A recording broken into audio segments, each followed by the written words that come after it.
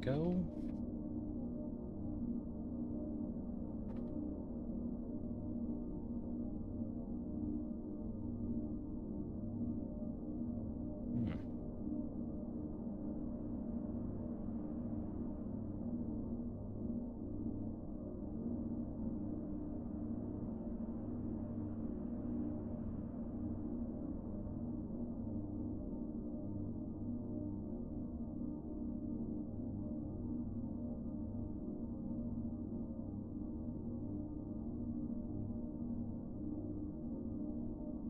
Is the YouTube site up and running? It is.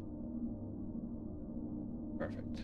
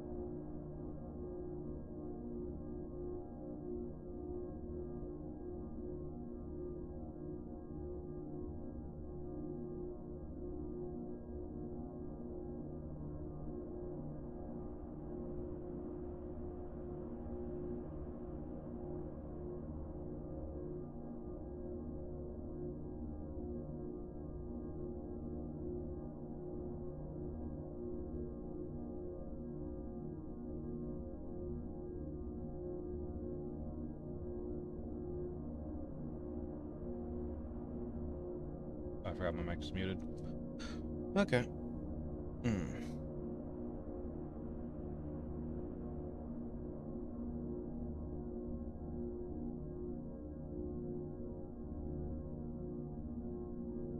Yeah, I'm currently looking into like one of those ear cleaner sets, because, yeah, I think I have like a problem with one of my ears clogging or something.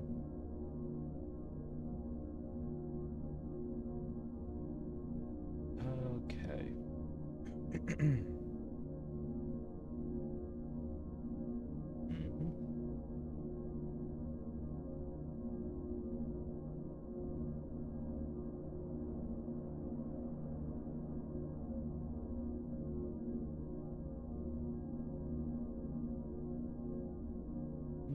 Let me see.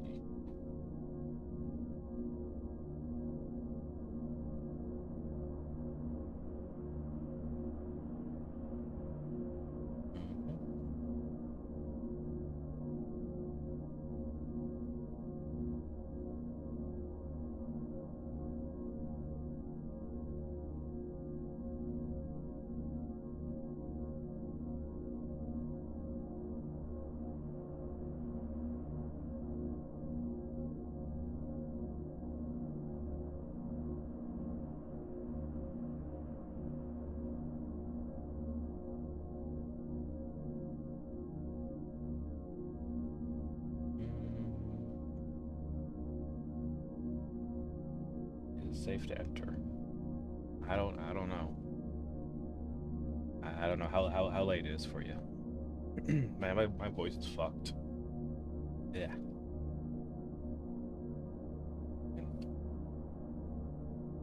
I feel like I should go grab some more water before being too terrified to like I'd leave my room.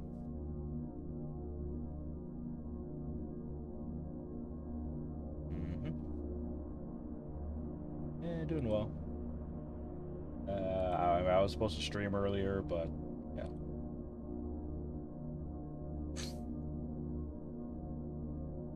Yeah, I ended up falling asleep. Damn. I still have to clear my throat. Yeah. Ugh, okay. Yeah, I didn't do any vocal warm-ups because it's like freaking almost it's about 3 a.m. in the morning right now.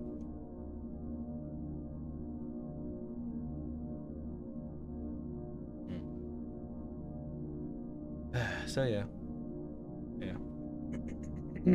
Man. You see, I used to have like I used to like buy like this type of throat spray. I think it was like a honey lemon flavor. And I don't know why, but like honey lemon flavor surprisingly helped. I should really get some of that, or either that, or like honey lemon flavor lozenges. Those were always able to soothe the throat. Anyways, yeah, no, honestly, while I'm waiting for the YouTube side to just pile in, I'm just looking at some ear cleaning stuff. What's it like? Ear cleaning kits?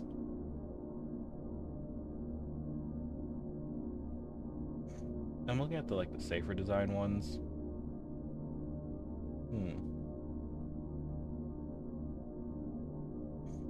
Yeah.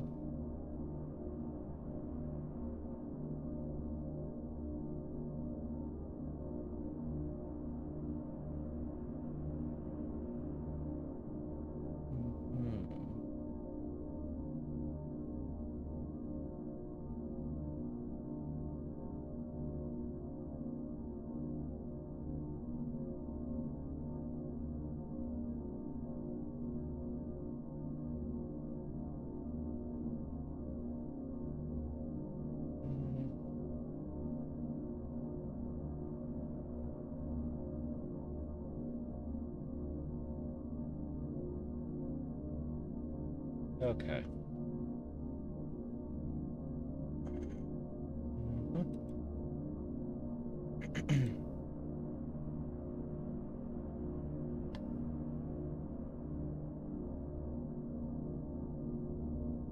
Yeah, one sec. I'm actually going to go refill my water bottle. Why not? Yeah, that'll get because you had to restart, not restart, but I had to boot up the YouTube side. And I think some people are starting to come in now. Why am I pretending I'm not that tired? Alrighty.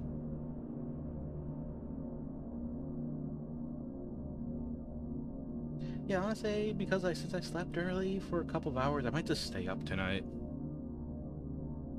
Honestly, with the spooky stuff I have in the tabs, I might actually just stay up tonight. Yeah. Alright, be right back.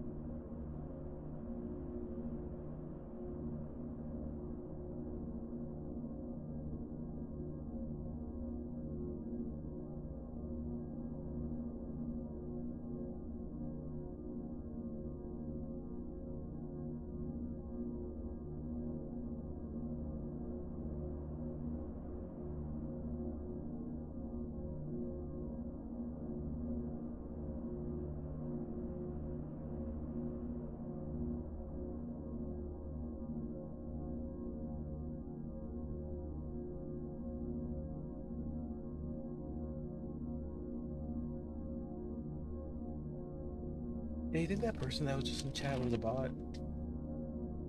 I feel like it.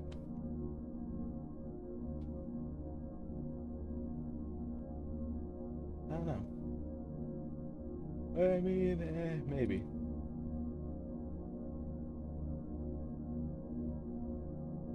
I don't know. It's like you would see like the generic stuff like bots would say.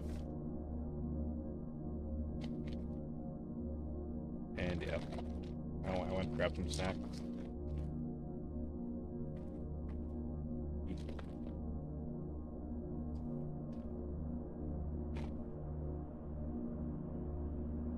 All right. So, anyways, how are your customers doing tonight? This late at night? Customers are doing good. Yeah, you know, I kind of figured. I don't know. I don't really do that much reaction content compared to like the regular streamer. But you know, I don't know. Like, I always found like the horror, like video analysis videos pretty interesting. I feel like that might be my type of genre to actually comment on or watch on stream with your customers. Because honestly, it's spooky, it's scary, and yeah, you know, it's less scary to watch it live. So especially this, I was watching like a little bit of this, and yeah, it was kind of terrifying. And I was like, oh yeah, I should watch this on stream. Yeah, yeah, it seems like my voice is back now. So, anyways, yeah. Hope your customers are. I hope it's not too late for you customers. Like, I'm gonna just give you customers another heads up. If you need to go sleep, go sleep. Otherwise, this stuff will keep you up. Okay. Okay. I think I said all my warnings. Yeah. Let me stop the music.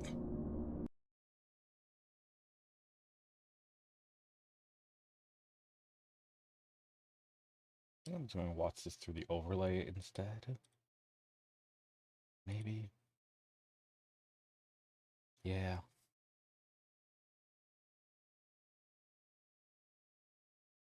Hmm. Oh, hello, Q. I hope it's not late for you. Anyways, we're gonna check out some spooky video analysis videos.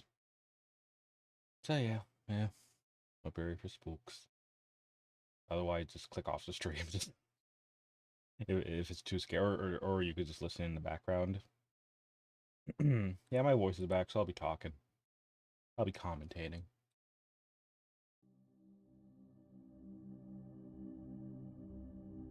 In the woods of Everfree, horrid voices call to thee. Bile seeps like sap drip Like, from I'm not even pine, into My Little Pony. calls to I mean, I had a with a sister, voice like mine. but It still, floods all years and ties all I tongues. just find stuff like this interesting. Something wicked this way comes.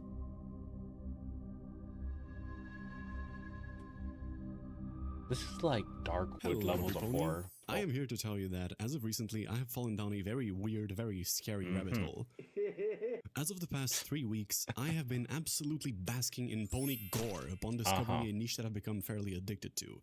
My Little Pony horror, specifically but not exclusively the infection alternate universes, also known terrifying. as AUs. These bad boys have some of the best horror art I've seen in a hot minute, and a good deal of them actually have some pretty compelling and perturbing stories as well. This trend got really popular back in 2024 when the fans... I mean, I remember the freaking cupcake creepypastas. Does anyone remember those? Hold on, maybe I can like look it up real quick. It was like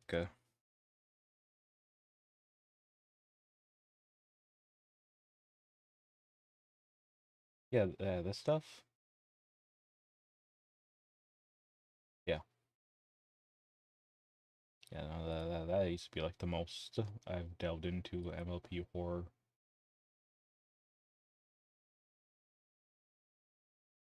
But yeah. who grew up watching the show began to draw and write their own derivative work, imagining what would happen if the world of My Little Pony was struck with some kind of horrific disease that transforms the ponies into nightmarish monstrosities. And when I say can't that even this has some of say, the like, creepiest The body horror Walking art Dead you or will ever like see, zombie. I mean it. Anyway, Or I maybe? decided to pick the I AU don't know. I found personally most iconic, and over the course of writing this video, I I guess ended up it's like- finding out that it's- it's also, by far, the most perturbing. None other than Divine Swamp Fever. Divine Swamp My goal here Fever. is to analyze the shit out of every single post to uncover as many secrets as I can. And I found that once you put them all together, they reveal a bigger picture that is just pure unfettered nightmare fuel. Without further ado, Yep. let's take a deep dive into this nightmarish AU. The passage I read at the beginning of the video is a warning Zecora gave to Twilight about the disease that was to come, and Twilight ignored it. Before anyone was Originating from the depths quarantined. of the Everfree Forest, the Divine Swamp Fever is a reinterpretation of a disease that is canon to the Hold on. depths of the I about the see. disease. In the woods of Everfree, a horrid voice is called the bite to seep like a separate forzum of pine. Calls ye to me a voice like mine, it floods all ears and ace and ties all tongues. Something wicked this may come. I hear nothing. That was to come, and Twilight ignored it. Originating from the depths of the Everfree Forest, the Divine Yeah, Swamp that's Fever stupid. is a Not to reinterpretation of ignore a that. disease that is canon to the My Little Pony ignore Friendship is that. Magic show, where if you come into contact with the spores of a certain plant, you'll contract an illness that will slowly transform you into a tree. Oh, that is terrifying. So your body decays and becomes a tree. And then a bush? And artist Chloe Alonso Oh, shows us what would happen if interesting. this disease was distilled by fucking Satan. The result, Yeah, that's terrifying. it speaks for itself. The pony you're seeing here The is realistic shining eyes armor. and He everything, had been just, sent to man. Ponyville to investigate why all the correspondence has suddenly stopped, only to then become afflicted with the Divine Swamp Fever. Unsure of his fate, he immediately tried to Patient return home zero. to see his wife Cadence and his daughter Flurryheart before the worst came to pass. While he still managed to pay for 80% travel and avoid aggression. detection on his way back home, by the time he had to I'll turn on enter the subtitles. Crystal Empire, his mind was too far gone. He was quickly subdued and taken to the dungeons of the Crystal Empire, where he is monitored around the clock while I don't know, the the cure is music being is a bit too researched. loud. By the point we see him, his mind is already being melted away by the disease, making him unable to form complete thoughts. With tears in his eyes, he repeatedly bashes his head against the wall, trying to escape, even though his horn and parts of his Is skull that are a cape? reunited with his family. Also, it looks And like a sock herein lies puppet. what makes this we're seeing here is still on the early stages of the infection. The Divine Swamp Fever has 6 distinct stages to its infection, and a pony will enter the first stage upon either coming into contact with the spores produced by the Tree of Harmony or Okay, getting so they're bitten like by an a infected zombie. pony. From here on out, the newly infected pony will experience symptoms of loss of appetite, irritated eyes, drowsiness, and a Okay, if I was looking at the sprite and I thought like this was a mouth right there. Alright. lot of thirst. The recommended course of action is to quarantine the Drink some pony, water. but it only gets worse from here on out. Mm-hmm. In stage 2, as the disease slowly fills the creature's insides, highly infectious black bile will start seeping from the orifices, mainly the mouth and any existing wounds. The pony will have a very hard time eating, and their brain fog will get to a point where they become trapped inside their own mind, unable to understand the world around them. So Starting on zombie. this stage and from then on, the recommended course of action A when finally hyperventilating infected zombie. is to neutralize them.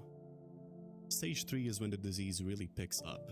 The ponies will start shedding their mane and tail, and in case of the Pegasi, the feathers will become loose and start falling from the wings. This just looks The like a dead respiratory bird. and digestive systems erode along with the abdominal muscles, as the disease's focus is on fully converting the pony's organs and muscle tissue into bile, with it having already fully replaced their blood and seeping constantly from the mouth and wounds. In this stage, very curiously, they don't experience pain, but rather extreme discomfort. The body reacts on instinct as the mind keeps replaying old, hazy memories. They can barely process what's going on in the outside world, but if a memory aligns with an external stimulus, such as seeing a loved one, it may provoke a moment of lucidity. Stage 4 is when we start seeing major deformities, not due to some Yeah, that's mutation, but terrifying. because the body is now a carcass completely hollowed out and filled with bile, leaving So no nothing except for bones, thin, no fragile bone structure or skin and the anything? bones. Just The pony has now become little more than a walking Yeah. water balloon, their A rough water balloon, equestrian shape jeez. only maintained by their skeleton. At this point, the bile will start showing a curious property, where once exposed to air, it will start to clot, solidifying into soft, root-like strands. When does it just By the fifth become a stage, meat the pony is monster? either slow or immobile. Rotting skin clings to the bile scaffolding Yeah, when until it is either it just falls like a away meat or is monster at this absorbed, point? with the latter being more common. I'm pretty sure that they're no longer aggressive at this point, as their mouth is far too distended and their jaw muscles have long since turned into bile. At the sixth and final stage, the hose will root in place, the head rears upward, and the bile that comes out of the distended mouth will start to bundle together to form a trunk-like structure.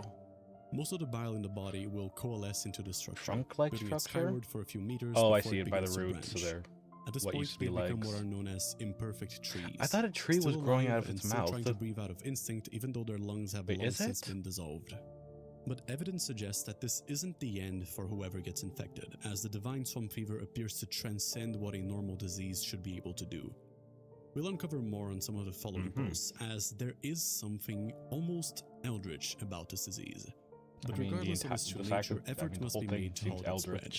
Let's take a look at how some of the characters are doing. Princess Cadence is sustaining a protective barrier around the Crystal Empire until her scholars find a long-term solution for that.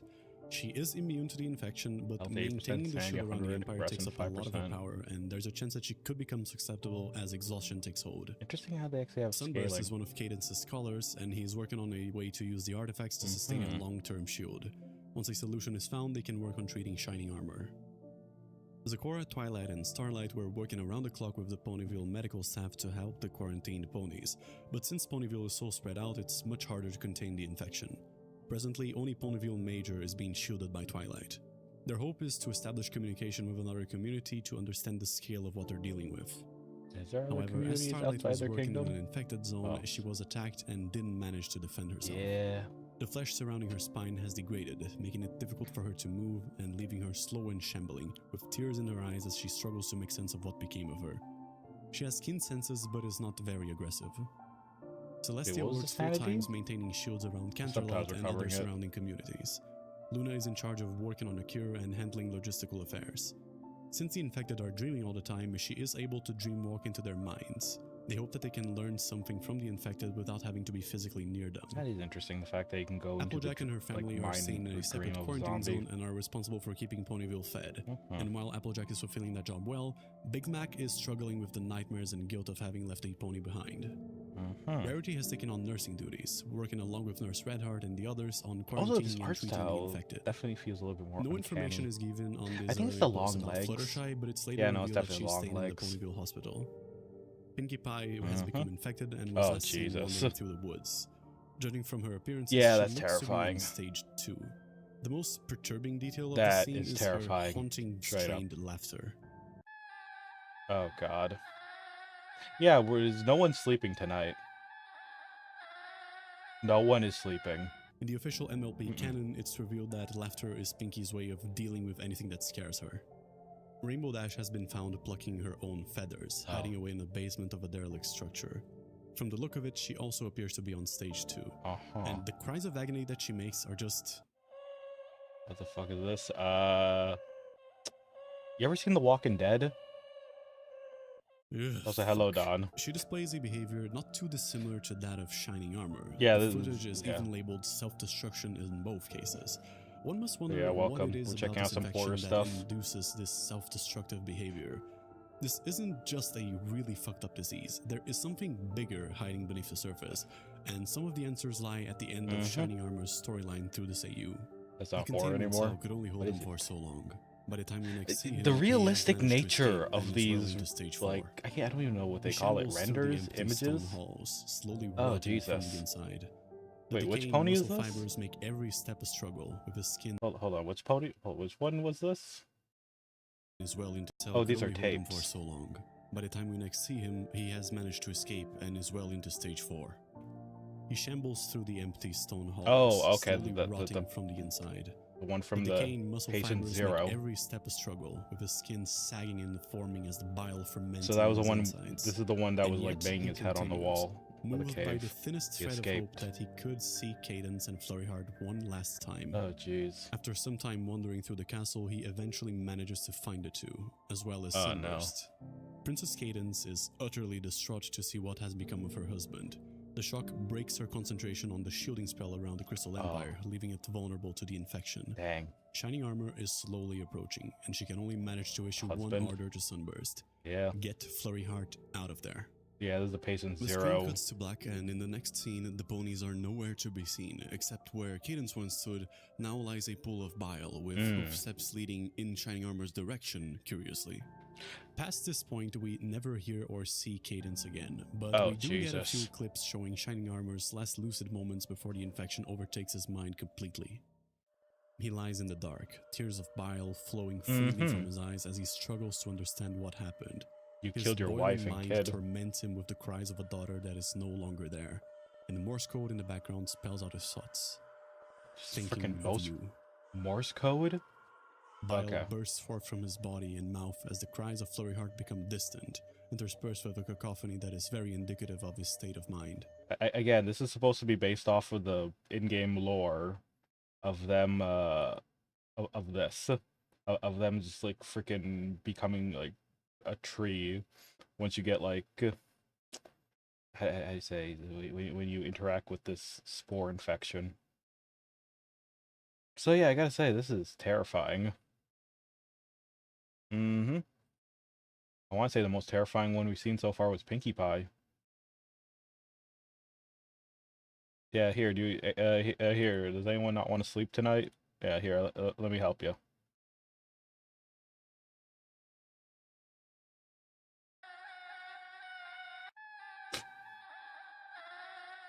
There you go. In the official MLP canon, it's revealed that laughter is Pinkie's way of dealing with anything that scares her. Rainbow Dash has been found plucking her own feathers, hiding a cacophony that is very indicative of his state of mind. Flurryheart mind torments him with the cries of a daughter that is no longer there, and the Morse code in the background spells out his thoughts. Thinking of you.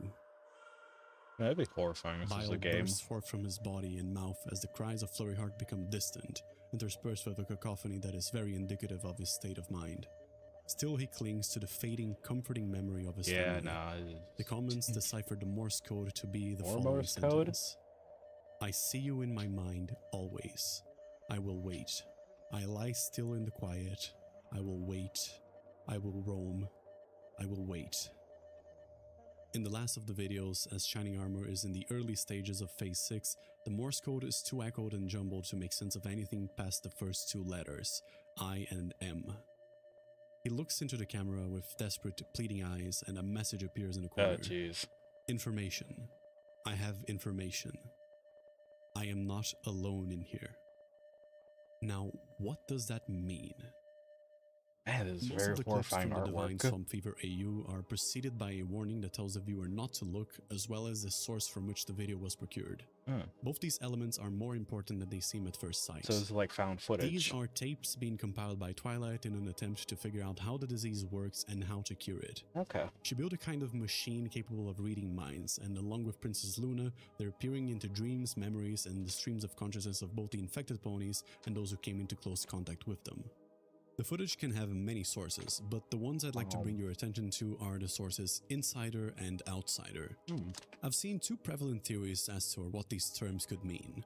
The first is pretty simple. Insider pertains to infected ponies who have been found inside quarantine zones, whereas Outsiders refer to ponies found outside of the zones. The second theory is a little bit more interesting and the one I personally adhere to, as there seems to be more evidence to support it. Take note of how all the footage labeled as Outsider shows ponies in the earlier stages of infection. Oh my god. Me after one hit of gas stations. I counted 3 I didn't videos see in the total. other Pinkie All Pie 3 of them ones. show Pinkie and one of them also has Rainbow Dash. They don't look like they're doing well by any means, but from their appearance we can tell that they can't be much further than stage 3. Their mane hasn't even started shedding yet, so I would further argue that maybe they're in a transition between stages 2 and 3. 2 and 3. Now, the footage with the source labeled as Insider shows ponies in a much later stage of infection. I counted 4 videos in total. We have an unknown pony who's recently reached stage 6, Shining Armor who's also recently reached stage 6, Starlight who we've seen transitioning between stages 4 to 5 to 6. Oh, no, I hate that. I hate that. Just the fact that we see them in Lyra, motion. who from this footage appears to be deep into stage 5 given how distended her mouth is. If you think about it, it doesn't really make sense for the Insider ponies to be the ones who have infiltrated the quarantine zones precisely because they are in the later stages of infection. The Outsider ones? Those are the ponies you'd expect to find deep into infected areas, whereas in the supposedly clean quarantine zones, the only infected ponies you would be seeing should be in the earlier stages of infection. Okay. Remember that at the later stages, the bile consumes everything, including most of the musculature, so the late stage infected shouldn't be anywhere near mobile enough to be able to infiltrate a quarantine zone. So what do the terms insider and outsider mean? The second theory posits that these terms refer to the infected pony's state of mind, where outsider is respective of ponies who are trapped in the abstract maze of their own precious memories. I think it's just from inside the quarantine and outside the quarantine. Have been fully assimilated by the Tree of Harmony. What Shining Armor meant by I am not alone in here is that once you get past a certain point in the disease, once your mind has fully corroded into the bile, the Tree of Harmony links the pony's consciousness into a sort of hive mind that contains all other imperfect trees. I believe the jumbled Morse code we see in his final video is a representation of the voices of other infected joining in his consciousness. And I'm pretty sure we get to see the exact moment where the transition between an outsider and an insider happens. One of the videos shows Pinky's stream of consciousness as she's well into stage 4. As expected, she is trapped in her own mind, picturing herself alone at home, making faces in the mirror. For but an instant, her blissful gaze breaks, and she glimpses her true appearance. She looks at her own reflection with confusion, and then we cut to this image, where Morse code repeats the message, "Be not afraid." This particular choice of words, with all its biblical connotations, make me believe that this is a representation of the Tree of Harmony as it beckons Pinky to join it. To add to this, there's some tiny text in the upper left corner that spells out Pinky's thoughts. The font is really tiny, so some parts of it are just straight up indecipherable. Here it is in case anyone wants to give it a try. But the rest of them have been decoded by the comments to say as follows. That's too blurry. I knew it. My head was unusually clear. I was at ease. They put me at ease. And I'm sure something felt wrong, and they led me right back down. It's interesting to see how, as this disease morphs the body, it also tries to soften you up mentally, showing you imperfect recreations of your comforting memories to get you to lower your guard for your assimilation into the hive mind. But it gets so much worse than that. We've taken a look at what the sources insider and outsider mean, but there are two other main sources, those being Dream Sample and Memory Bank. Dream Sample is pretty self-explanatory. Luna and Twilight peep into the dreams of the infected to get any information they can. I can see more about Luna this. tried doing that a few times and it backfired a little bit. Oh god. But that doesn't really deter either of them, especially Twilight, as we'll see later on. Okay, the other source, Memory Bank, is a little bit more elusive. I'm eating sun but chips. Twilight's machine, despite being literally called the Dream Machine, is capable of doing more than that. It can also tune into ponies' minds and read their memories freely, at a range, and as we'll later find out, without their consent. There are two main it's kind of hard to ask consent of something that's literally dead. The first one dead. shows the consequences of Big Mac leaving someone behind, and the second I shall reveal much later for dramatic effect. We're not shown exactly what happens, but Big Mac was trying to help Bon Bon escape Lyra, her canonical wife. As he is running away, Bon Bon kept telling Big Mac to go back and help her, but he knew that once the infection gets to you, there is nothing that can be done. With tears in their eyes, they had to leave her. And that event marked Big Mac ever since. One of the videos shows him in a daze as memories of that day flash back in his mind. There's so many different styles with this.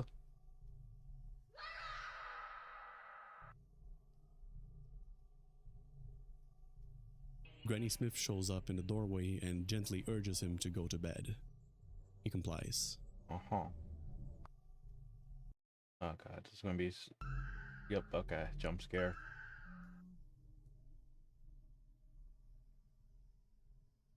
I don't like this. I don't like this. Oh god, something's gonna appear from the door. Oh, I knew it. I fucking called it. Oh god, I hate this. So at the door. Oh, Jesus. Let me jump out the window. Oh my god. I don't like this. Big Mac is saved by the moon peering through the window. Really? It's Princess Luna, and she is peering into his dream. This is something that she's been doing pretty liberally. Okay. Sustaining the barriers around Canterlot and the adjacent settlements is quickly exhausting Celestia's magic. As such, Luna has taken up the duties of rising and setting the sun, and she's growing increasingly desperate to find a solution to the madness surrounding her. And so, she does what she does best, walking into Pony's dreams, trying to understand the aspects of the disease that go beyond contagion. Uh-huh.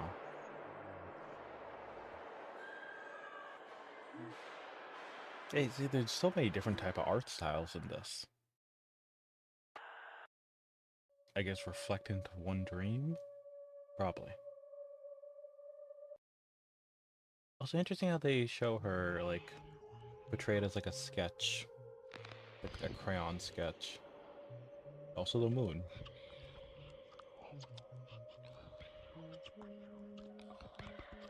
Would she be able to see the hive mind?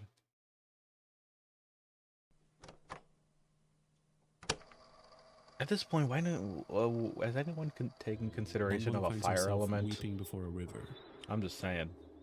The only solution is probably burning it. A figure approaches from the other side. Mm-hmm. Yes, of course, it's me. I'm sure. For what? I'm sure one is pretty bad. Oh. Can you say business? Of course I can get them. Oh, I see. Luna's watching. Oh. Oh, they see her. The infection actually sees her. And more Morse code? Huh.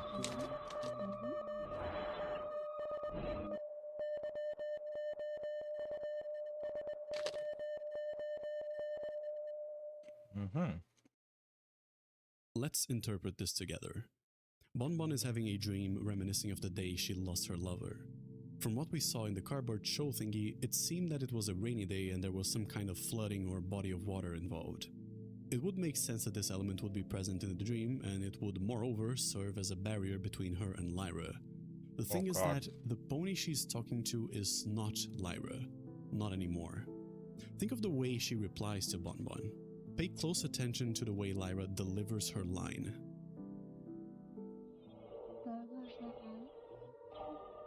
Yes, of course, it's me. Sounds robotic. It's said in a very monotone, robotic fashion, not something you'd hear from a lover reuniting with their other half. And more importantly, because this is Bonbon's dream, wouldn't it make more sense for her memory of Lyra to sound warmer, or alternatively, piss off?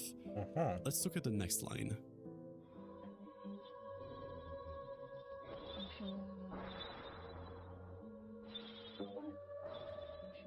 Lyra would know what Bonbon felt guilty about. It was probably the most scarring event of both their lives. She wouldn't ask for what.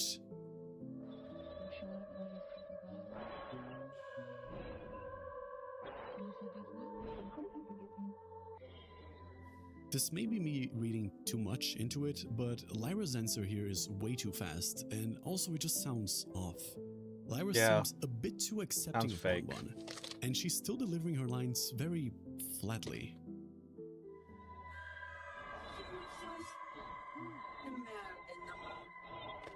Yep.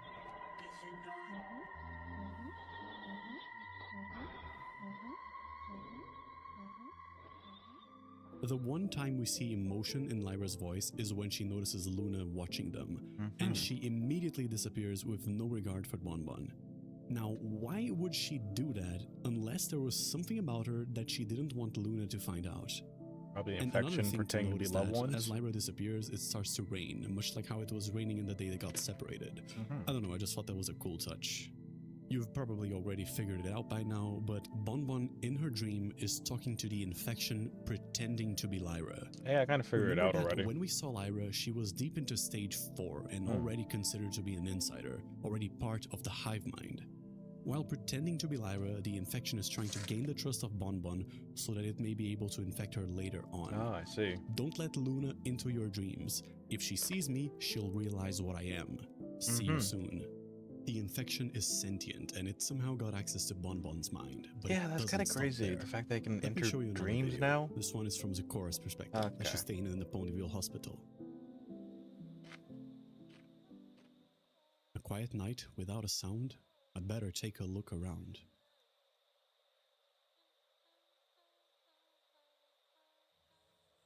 Man, this art style is very compressed. Don't make a peep, for here the sickly ponies sleep. That's impressive with the lighting, though.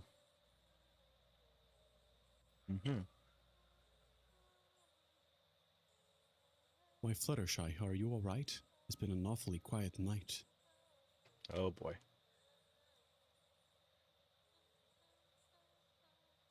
Is it like a hotel or something?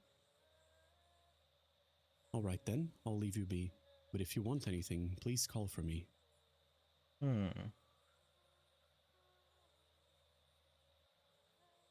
Oh god. Oh, sweet That- mother of Celestia. Oh my god. I'm sorry, Zakora, I didn't see you there. That's quite alright, Nurse Rarity. It's hard to spook a soul like me. I've just been on edge lately, I'm sure you can relate. I feel like my head is on backwards sometimes. In times like these, so full of dread, it serves you well to keep your head. You might want to tell that to Twilight, darling. Her head's been as loose as an old frock. She's been working on her dream machine thing day and night, working herself up. I haven't even seen any dreams come through. She's covered all the footage with warnings. It just says, don't look, over and over. Should probably let you peek. You're her right hoof mare, after all. Oh my goodness, I've been standing here for nearly a minute. I gotta keep on my rounds. It's been lovely chatting, darling.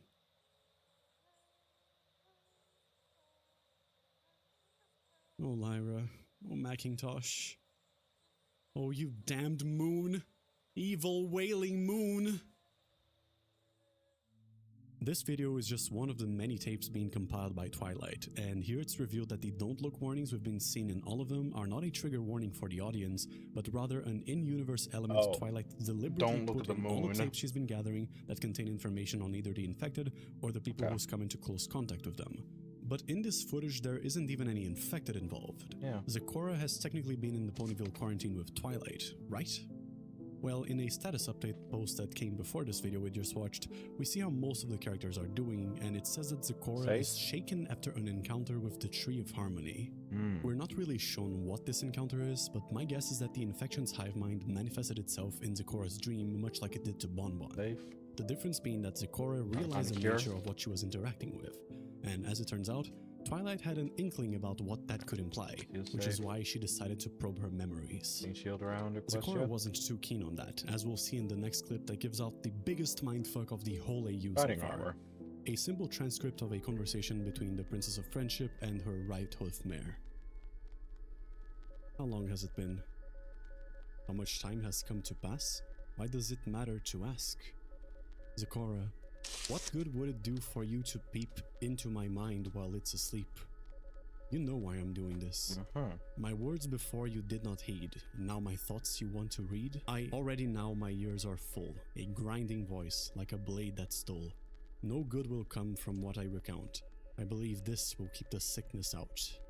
What, your memories? You think your memories are contagious? That's ridiculous. You're being selfish, stupid, overly cautious. We know it's physical. I've proven it already.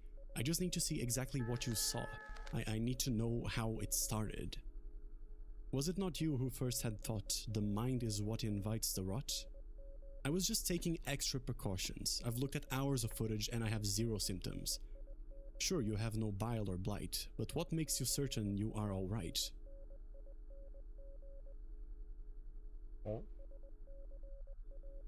Please, Zakora.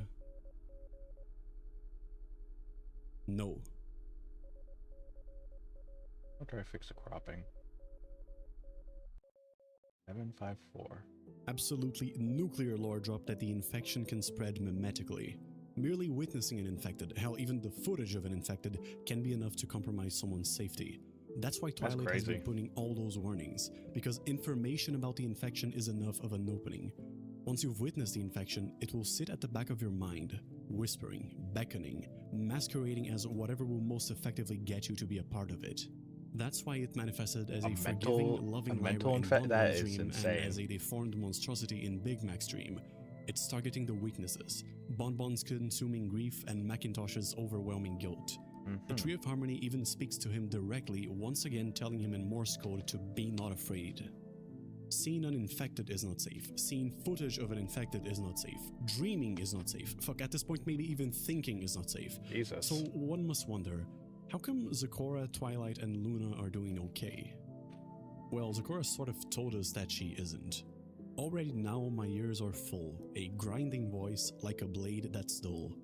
She's not referring to Twilight's voice. She's talking about the infection, the one that speaks to her every time she goes to sleep. Remember the warning she gave to Twilight all the way back in the beginning of the epidemic? Yep. It floods all ears and ties all tongues. The infection has already invaded Zecora's mind, putting her at risk. But at least it's just her at risk, and even though we don't see her, she didn't strike me as someone with brain fog, as you'd expect with the early stages of the infection. She was locked in, but you know who wasn't? Oh. Twilight. Oh no. Remember that the infection plays to the host's weaknesses. I don't know how Twilight is characterized in the official show, but in all the infection AUs I've seen, she's always a bit of a tweaker. She is the smart one from the group, always coming up with plans and trying to prove things empirically. It's why she's so frequently the one working on finding a cure in most AUs. But she is a known control freak, and at least in the AUs, she doesn't react well to being confronted with something that goes against her plans or beliefs. And the way she reacted to Zecora not giving her consent to probe her memories is pretty telling. She's already acting in that erratic way she's known for, and notice how when Zecora asks how she knows if she's alright, she doesn't have a reply. Twilight herself knows that the disease can spread through information. Why else would she have put the warnings in all the tapes, including the transcript? But then, if she knows of that property, why does she insist on using the dream machine and keeps probing Pony's memories? My theory is that this is precisely what the infection is telling her to do. It's telling her to keep compiling the tapes and peering into the infected memories because that's a way to get her infected herself. Oh wow. Okay, then what about Luna? Well, in the status update we see shiny armor, then a glitch effect, and then Luna... Oh no. Darn. I don't know if this necessarily means that she's infected, but I'll choose to believe it because it supports my theory.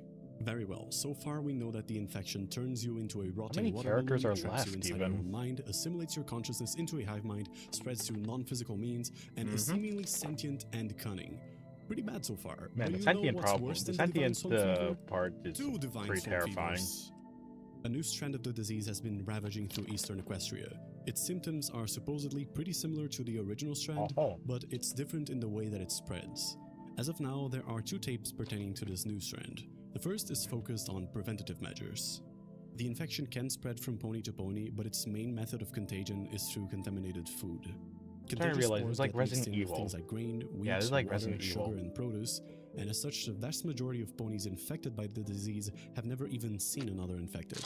And so, to ensure that the food is safe, you're supposed to see if it showed signs of being sore. Sore is an acronym that stands for spores, oddities, rot, or edema. Basically, if there's any indication that the food has some kind of abnormality, such as odd coloring, spots, weakened integrity, and other things like that, throw it away. It's better to starve than to succumb. Better to starve than to succumb. This new strain of the infection necessitates an official announcement from Twilight that, surprise surprise, spreads the disease mimetically. Even they have the don't look warning, even though they're supposedly being shown to all of Equestria. And as if all that wasn't enough, there is one simple fact that seals this world's fate. Remember that second storyline I said I was going to reveal much later for dramatic effect? Yeah. Turns out that the disease managed to contaminate the one person who had a chance of fixing this whole mess. Oh no. Discord got infected. A full-on chaos deity with absolute control over reality has become they're nothing screwed. more but They're another fucked. victim. Vomiting bile forth, his magic spasms wildly. To my knowledge, no one's been able to fully decode what he says in this first clip, but the closest translation is something on the lines of, "I went out of my way for Fluttershy." We're never shown what happened, but from the look of it, Discord sacrificed himself to save Fluttershy. And Well, if that anything, didn't work. he at least can rest assured in knowing that she got a chance to live another day. And she did turn out fine after all. She's resting at the hospital where we saw Rarity and Zecora. Wait, Fluttershy However, survived? Discord's suffering is nowhere near close to ending. The second video from him is a sample from his dreams, and it shows him trying to navigate through a forest while his mind is trapped in a maze of memories that consists mostly of Fluttershy. If you reverse the audio at the beginning of the video, you can hear a female voice. Yeah, this is the tree right here. Oh. There's also tiny text in the corner that is really hard to decipher, but my best guess is that it spells out, "I don't know what to do." I'm assuming the female voice is Fluttershy. Who else could it be? Yeah, But probably. the tree. What tree is she talking about? Could it be that Discord tried to do a little finagga-dangling with the Tree of Harmony that ended up backfiring? Is this the origin of the infection? I don't know. His third and last I don't know video is either. probably the most perturbing one.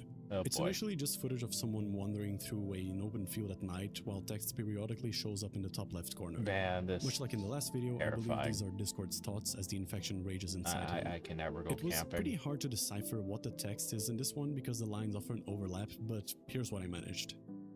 During the beginning of the video, I can make out good connection, connected, and help, help, help. The Reconnected. vertical lines spell out, it's boiling, it's inside me, I don't know what to do, and help me a bunch of times. Spamming help. Then they say, hear me, it's all in here, I just can't make it out. Then we have this fucking people mess. have- The top line says in this world and every other, but the other two lines are really hard to make out. Do I stared at it for like a good bomb 30 bust? minutes, and this is the best I managed. No, The middle line someone. contains the sentences, it's in here, all in here, everything, and once again, I don't know what to do. And the bottom line is one that I genuinely have no clue about. I'm decently confident that one of the sentences is everything that was or would be, but the second one, dog, all I got was some pony must that over ill in her. That's most certainly not what the phrase says, but you're absolutely invited to try if Man, you want to give they it a make shot. the text so Then he shows up and screams. undecipherable. Oh Jesus! That he's just a skinwalker at The that video point. ends with Morse code spelling out, I cannot die. And yes, being immortal, Yeah. his fate is probably the most nightmarish of all characters. Pretty much. The one person who cannot be saved from his now eternal torment. Nothing can save Equestria from its fate. The infection is insatiable, and it won't stop until the whole world is Oh consumed. my God! It feasts on your body and puts I your hate mind the in a realistic pressure cooker. depictions. And once there's nothing left to putrefy, it goes for the soul. Even someone with the power to bend reality to their will is utterly and completely helpless in the face of what is essentially an eldritch deity that manifests in the form of an infection. This is how It's you crazy do to horror. think about, And like to think that it came Eldritch from deity fucking being My Little infected. Pony of all places. Yeah. But yeah, the bulk of what I had to say about this AU is over, though there are a couple of videos that I didn't show here, mostly because they don't really reveal that much about the main story, but let's go over them anyway. Okay.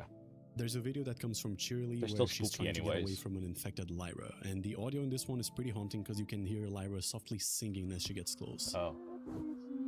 Oh my God. She looks like a lizard. Eventually, she corners Cheerily in the basement of a building, Damn. and the comment's best guess at the text at the upper left corner is as follows. I thought I left someone out there. It wasn't who I thought, and I didn't know How can you they read could this open Morse doors. code? There's a video directly from the dream machine that shows Cheerily's perspective as she's hiding from an infected, Mhm. presumably Lyra.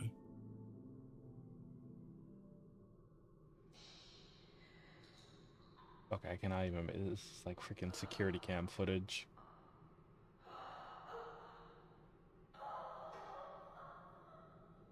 There's one showing Sunburst walking through the forest on his way to Ponyville while carrying Flurry Heart. He eventually okay. finds a house and decides to take shelter in it, but an infected pony spotted him and slowly makes its approach. No. I've seen some people in the comments say that this is Cadence, but it's missing the wings, so I'm pretty sure this is just some random unicorn. You sure the wings didn't fall off? There's this one slide all the way in the beginning, and honestly, I am not sure what it means. My first guess is that it probably has something to do with transitioning from being an outsider to being an insider, but from Pinkey's appearance here, she doesn't look to be deep enough into the infection for that to happen. Still To be fair, terrifying we don't nonetheless. really know when exactly the video of her in the mirror takes place. I said she was on stage 4, but that was my guess from her appearance. Bottom line is, I don't know what caught it in in-between zone means. There are numbers that appear at the end of Big Mac's dream and Twilight's conversation with Zecora. I have no idea what they mean. There's this one video that 340 has and Morse 5 code saying, or something. I'm still here. I can hear you even when I know you're gone. My eyes are working at half. My ears are working at none. Judging from the post order and the context, this is most likely Shining Armor balls deep into stage 6, but it could just as well be anyone else. Finally, there's this one video of a mall and a goofy-ass Pinkie Pie, but the creator herself said this isn't canon. Go figure. Oh. Okay. But yeah, this AU is peak, and it's just one of them. There are countless others that are just as well made. I was originally going to cover 3 of them in this video, but I felt like I couldn't do each justice with Still the time I gave terrifying. them. But yeah, in case you're new to this brand of horror, there is a lot more where that came from. There's a link to Chloe's TikTok page in the description, and Okay, I'll yeah, also take a this is moment to pretty shout out brand the new. YouTuber who got me into this mess in the first place, Daniel Profeta. He's a channel focused on horror content, and he's been doing quite a few of these infection AUs as of late. Shout out Daniel. That was roughly all I had to say about Divine Swamp Fever. Alright. This style of video does take a fair bit of work, but I was having a blast the whole time. I can only hope that you enjoyed watching Yeah, this it's still just fun to as much listen as I to, did though. making it. Yeah, fun in a very horrific way. But yeah, overall. Yeah, I'm not gonna lie. I wanted to watch this on stream since it was a bit too terrifying to watch by myself, you know. I mean, besides that, I was also watching that like on my way back from the conveni. And yeah. I don't recommend watch. I mean, luckily it was daytime, so it was like whatever. But still. Anyways, we got like one more though to check out. Kind of similar like the previous video, Urban Finds at Freddy's. I think people have seen this like clip before. Is that what we should do then? Skip to the good part. I was seeing this like trending. Also, thank you, Pucky, for your 3 consecutive streams. Welcome to Urban Finds at Freddy's. This is a piece of FNAF media I've had on my radar for quite some time now. I hadn't made a video on it sooner, more so because of the fact there wasn't much to work with at the time, as the first episode was just a little over 7 minutes long. But with the second episode having come out around 2 weeks ago at the time of writing this, there's only 2 I episodes decided out? to make my video on it now. This video, like the last, may or may not be on the shorter side. I also want to apologize for how long the last one took me to get out, but in all honesty, I was a little burnt out. Oh, you've been Getting playing 1 30-minute to hour-plus long video out weekly was really getting to me, so I took a bit of a Voice of the break. Void. But now we're back, Lovely. and to combat any potential burnout in the future, I'll be making more videos like this. But that's not to say I won't be making long videos anymore. I just want to avoid burnout while also giving you guys the same good old content you, my wonderful viewers, have come to enjoy. I don't really burn out that much as a streamer, but I'm getting closer and closer to the sometimes point I feel where I like can call this customers my probably job get burned and out make me it my playing a certain livelihood, game. which is my dream. But I'll still do enough Voice of the Void. Let's get on to my intro and move on to today's video, exploring urban finds at Freddy's. Hello everybody, it's me, Drago Bob. Welcome to today's video. We recently hit 40k subs, meaning we're now less than 10,000 subscribers away from 50k, and only 60k away from 100,000 subscribers. I honestly cannot thank you all enough for enabling me to do all of this, so I'll continue to put out videos as often as I can for all of you. All I ask for in return is that you consider subscribing, and if you really want to help out the channel, please don't hesitate to like and comment too. Maybe even share the video with a friend. On screen now should be art from the wonderful folks on my Discord server, which has also seen massive growth. We now have well over 1,300 members and host game and watch nights on the weekend, as well as art comps with cash prizes. I also use these comps to scout for new talent to commission for video assets and thumbnail art. With that out of the way, that's actually pretty neat. Let's move on to the video itself. Urban Finds at Freddy's was created by Bloodlit FX. The visuals remind me of the MLP video we just watched. They even made this awesome video, which I watch almost daily. With that animation. not so great bit out of the way, they make some overall really great stuff.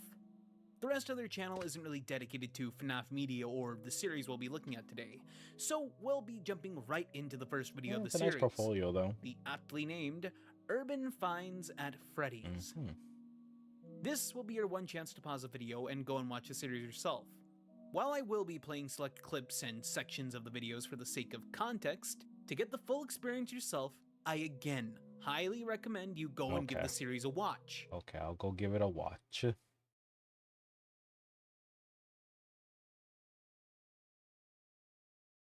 Okay, so what do we got? Urban Finds. I mean, it's not that. It's 17 minutes total. Hey guys. Sorry, I haven't uploaded in a while. But when you find out what I've come across, I think you'll understand why I've been preoccupied. Back in January, I was scouting around the abandoned Freddy location, for which I would have been my newest video. While trying to find a safe entrance, I noticed a camcorder left in the dumpster. By the dumpster. Of course, this is a dream find for any urban explorer. However, while I looked at the camera roll, I no longer have any desire to remain at this location. What I'm about to show you is one of the weirdest things I've come across. Oh boy. Warning, few of these videos contain flashing lights. Viewer discretion is advised.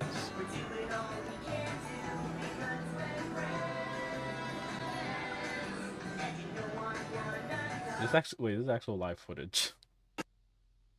Oh my god, it's Homer. Homer Simpson. That looks like a very old statue. Oh. Die, Homer. Can I kick him in the balls?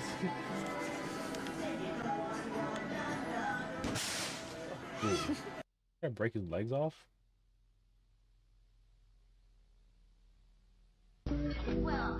That looks like an actual animatronic. What do you think we should do, Freddy? Oh. I don't know, Chica. He's a pretty shy guy. Yeah, these look like the older Chuck E. Cheese animatronics. Come on out, birthday clown.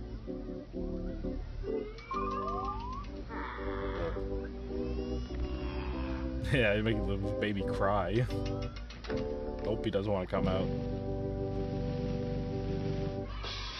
Oh. I've given someone here the birthday boy. Now, who could that be? That's terrifying. More terrifying than the actual puppet in FNAF. Oh my god, it's a boonie. I like how it has like the similar design like the Freddy Bear, but with the ears. Oh, jeez! See? We must have forgotten Recolor. about the pirate box. Oh no, not Foxy. Well, Foxy actually looks different. Who's whispering? Aha.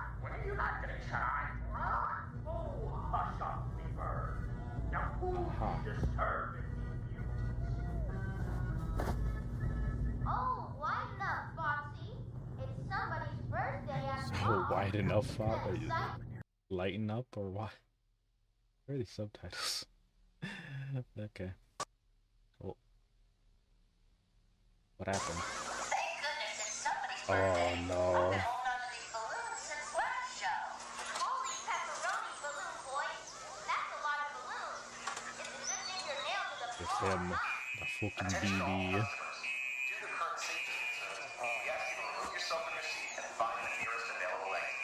Is there a gas leak? What happened?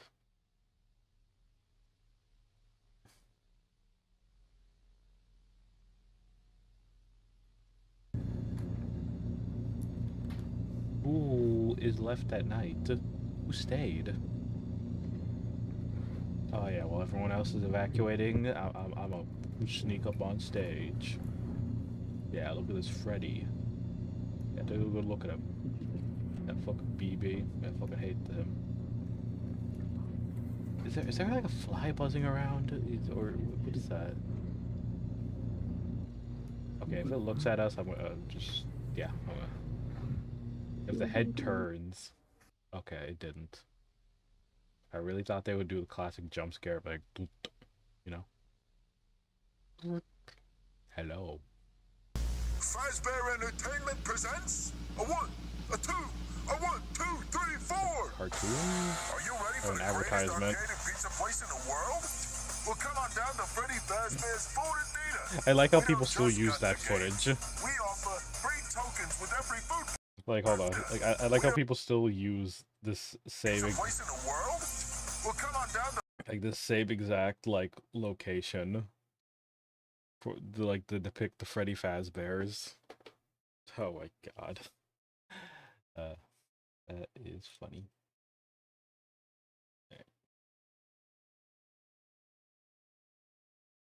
That picture was using so many like quote unquote IRL Freddy Fazbear located here. And if you thought that was crazy, you're gonna be blown away by the only multi-locational animatronic show on the planet. And we've got even more fun things. Multi-animatronic? What's that bunny?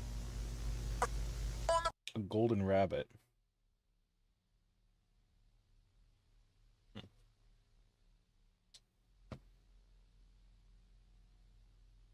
Wait, is the tape replaying? Oh.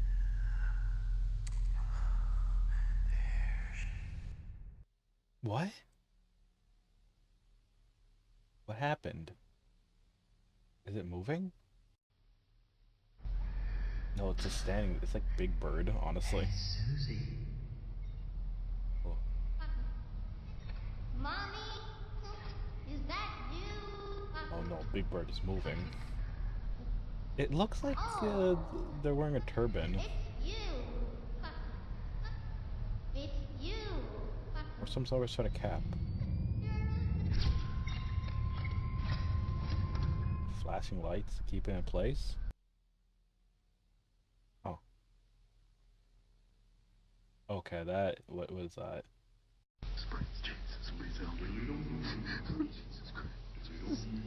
Oh, there is no God here. Oh my God. Oh my God, that's the way it turns. Oh, that is chills. Oh, if it's oh fuck.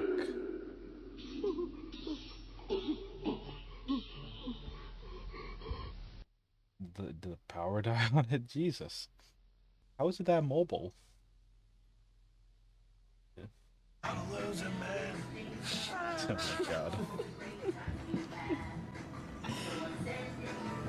There's like 6 other clowns in there. So, like, 10,000 likes and I'll go back and explore for real this time. Is it really worth it? That's it for now, guys. Subscribe for more. And thanks for watching. Is it really worth it? Alright, so let's watch the next one. It's a bit longer. About like 10 minutes.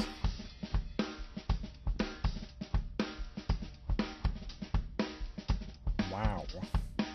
Hold on. I missed the first. First of all, wow.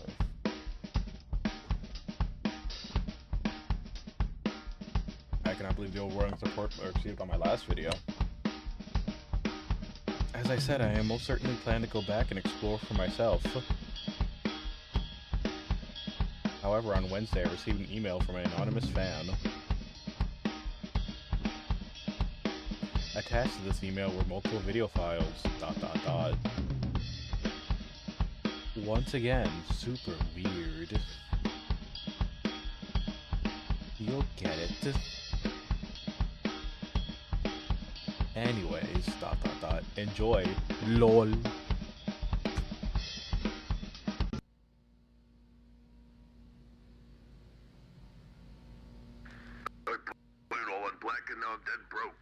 What's a good thing? Freddy's bread is pretty cheap. It's like claymation. Yes, well, even the brokers do bear. Like just the look of it. Sliced bread. Freddy bread. They're trying to take out our entire supply of Freddy's bread. I don't care too much for This Freddy's reminds bread. me of what was it called? Wilkins Coffee. Yeah, this looks like the Wilkins. It reminds me of the Wilkins Coffee I think we advertisement. got a decent bonus this year. As long as it's real money and not that Freddy's bread crap again. Fredbear, you're fired. Some people are so ungrateful. Freddy bread. All right, stick 'em up and give me everything you got. All I got is Freddy's bread. Works for me. Okay, like hold on, let me pull this up real quick. This really does remind me of hold on. Was it Wilkins Coffee? Yeah, see this advertisement? Okay, buddy, what do you think of Wilkins coffee? I never tasted it. Now, what do you think of Wilkins? Care for a cup of Wilkins coffee? No, I don't like coffee. This has been a public service. I like how unhinged advertisements used to be back then. You just like shoot a puppet and be like, buy our product. Oh man, it was unhinged back then. Didn't even know Kermit's father was a hitman for Mr. Wilkins.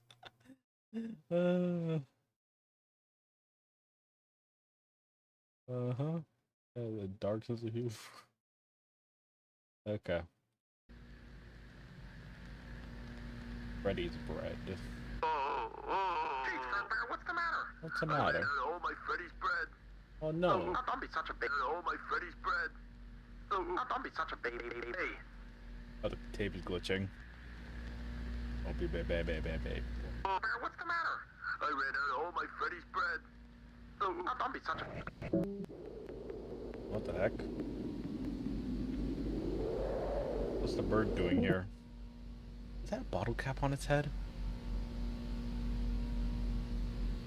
I ran out of my Freddy's bread. Coming up next, it's more Friend Bear and Friends After Dark.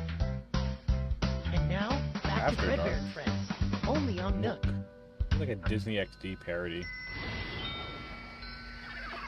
Nook. It's like one of those like vague panels you would find while flipping through cable TV. After Dark.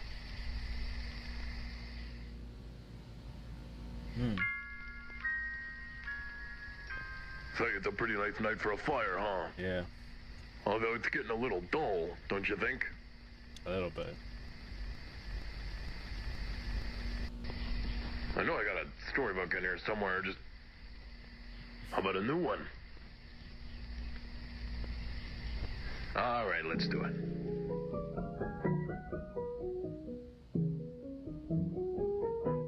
It's a bird. Eating the flowers. It's hungry. Is it gonna start eating the flowers? No. It sees something. It's hungry.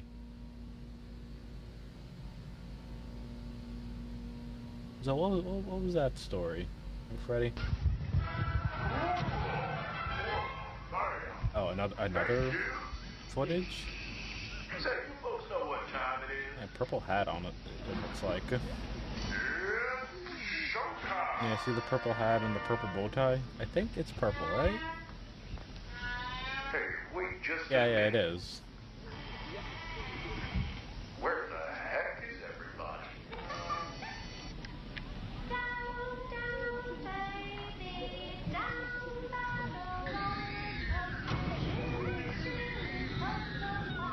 Oh, that's a baby. That kid is in the background's terrified. Now, don't you be foolish, certain baby. These aren't people. Why, these are paying I mean, the face is already What terrifying. these customers came for is a show. Of course, it couldn't be no show without my favorite little yellow rabbit himself, Bonnie. Oh, this is just Fred Bear. It's Fred Bear's Family Diner. Yeah.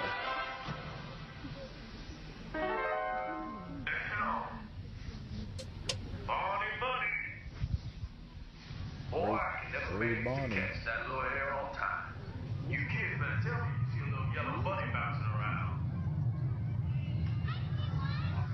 Oh, behind you. Boy, here. Oh, the other side, Freddy. Hey, you all know I'm not very fond of pranks. Bonnie's feeling a little shy. Maybe if we all work together, we can help him work up the courage to come out and play. Oh no. Is she falling? Wait, what happened? What? The camera fell. God damn it. I couldn't make out what was happening. Yeah, we definitely gotta watch that analysis video after this. Okay. Parents, please watch your children. Did any parents ever like look after their kids once they put them in the play place? I feel like it was always the opposite. Aren't those places supposed to be like safe? Not child-proof.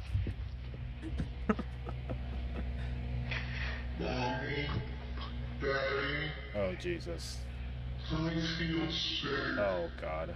I feel Jeremy? like we're gonna get jumped. Can I sleep in your bed tonight? We're in the What are you doing in here, tube. Jeremy? Huh? In the tube. Oh. Oh, okay. I expect... Oh, okay, we're back to this. They really like jumping footage back and forth. Oh, hello, Freddy. Tell me a story. What? What's the matter? Come on, this is pretty interesting, right? I guess. Hey, guys. I think we should just skip to the good part. Skip to the good part. Good part. That's not how you're supposed to tell stories. Yeah, that's true.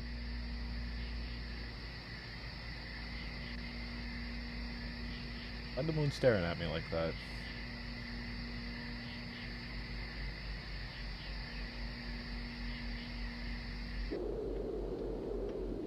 Is that what we should do then? I don't know. Skip to the good part. Good part.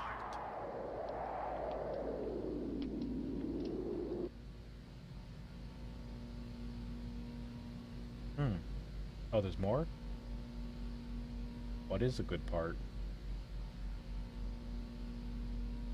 There's gonna be like someone like running down the hallway, and Freddy's just coming at you. I fucking called it. I actually called it.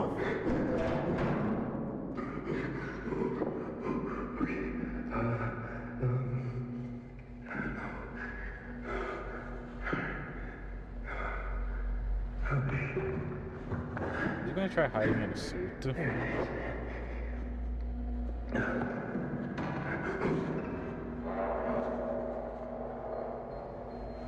Oh no.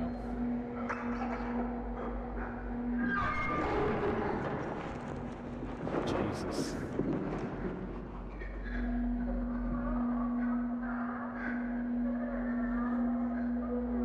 Well, watch it like slowly. Yep, I do it. Slowly crawl out. I couldn't even see it. It was too blurry. Talk about autofocus. Oh.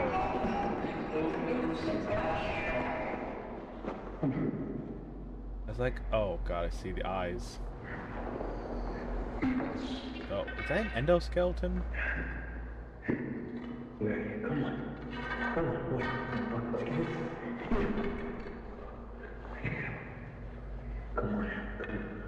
it? Here you are.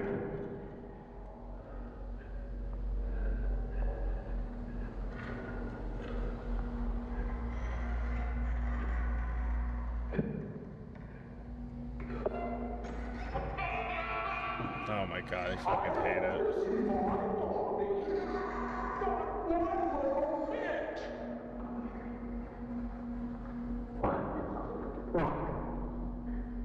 It's like a puppet.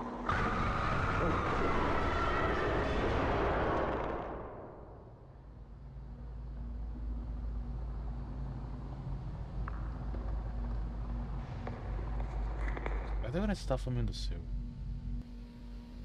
Is that it? Told ya. Winky face. Now I'm having some serious doubts about going back to this place. JK, lol, a deal's a deal. See you guys next time. Don't forget to subscribe.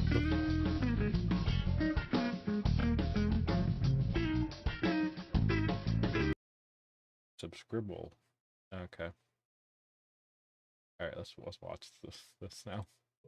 With that, your chance to pause and come back later ends in 3, 2, 1. Hello. And I'm back. on to the video. Yep. We open with context from the uploader of this video. They are an urban explorer who, while trying to find a good spot to You know, you record gotta the have a next lot of video balls at to an be an urban abandoned explorer. Freddy's location, discovered a camcorder left beside a dumpster. And while they were originally excited about this find, what they saw saved within this camcorder left them shaken and with no desire to return. I think it'll leave anyone shaken. What we'll be seeing here within the video will be, in the uploader's opinion, some of the strangest things they've ever seen. They also do give us a handy warning about flashing lights, so if you're sensitive to those, you may want to watch another video of mine, or at the very least, or you can just like lurk. Caution. Yeah, just lurk in the this background. Footage, the first few clips we see are innocuous at best. It's just generic footage of what's more than likely the arcade section of Freddy's. I'm also going on a bit of a tangent here, but I've actually been on that exact clock lift ride thing. For 5-year-old me, it was quite literally one of the most exciting parts of a visit to a place like Chuck E. Cheese. Oh, so this is actual Chuck E. Cheese Being footage. so high up in my young mind was fun. Getting away from that, we soon cut to actual footage of the animatronics performing on stage. One of my favorite parts about different FNAF media is seeing the unique takes on the animatronics. Yeah, and it is pretty these cool. Ones are brilliant. And even better, feel like something you'd actually see in a pizzeria parlor / family restaurant thing in the 1980s / 90s. And they had that they distinct, are absolutely terrifying, like, animalistic look. not to mention, you know? remarkably uncanny. Not just in appearance, but movement as well. Got Their a big movements bird are here with a mechanical turban. and unnatural looking, and their outer shells or suits look believable, as if there really is an animatronic working and moving inside. Pairing all of that with the liveliness of the animatronics voice actors, it makes them all the more off-putting. Then, we're introduced to this abomination, a jack-in-the-box worm thing wearing a clown mask that looks more skeletal than anything. Yeah, whenever I think of Jack in the How Box, this I was think of just improved that, like, that design, one I don't know. character But this first scene from we that see is restaurant. literally just a snippet of their performance, and the following scenes are much of the same. Also in this scene, we hear that one iconic Nokia ringtone. Oh yeah. According to my research, that particular I forgot the phone Nokia and by had a extension specific ringtone ringtone. came out in 1994. So, if that was purposeful and not just a funny Easter egg, that gives us our first date. Nothing exact, but it's still something. The following scenes show off more of the Freddy's cast. On top of Chica, Freddy, and that weird worm-looking guy that may or may not be entered, we also have Bonnie, Foxy, and Balloon Boy. Though before we can be introduced to any other characters / animatronics that exist in this location, an alarm sounds. The lights come back on, and the animatronics shut down suddenly, and a voice over the intercom tells everyone to exit the premises due to current safety concerns. Nobody in the crowd seems particularly like a gas leak freaked or out. something. I like how So they're what the using safety concern is, Voice of the Void we footage. have no clue. That's great. It could be in another part of the building or some kind of false alarm. Maybe even something I wanna off see how they screen play the with one of the game. animatronics. Whatever the case, Oh, the person just recording right there. this seems Okay. to stay after hours for some reason.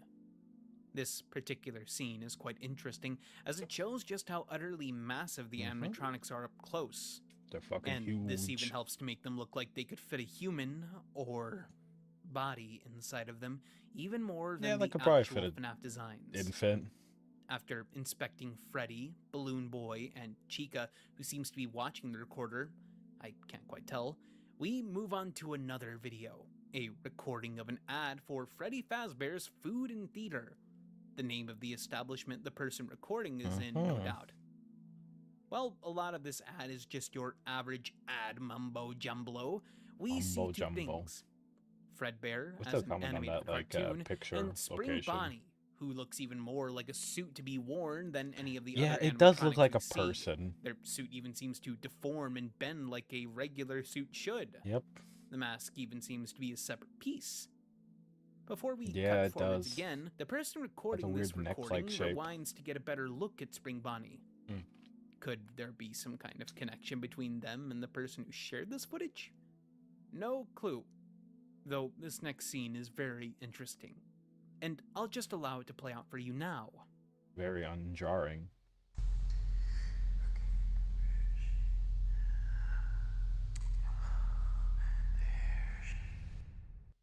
A bird.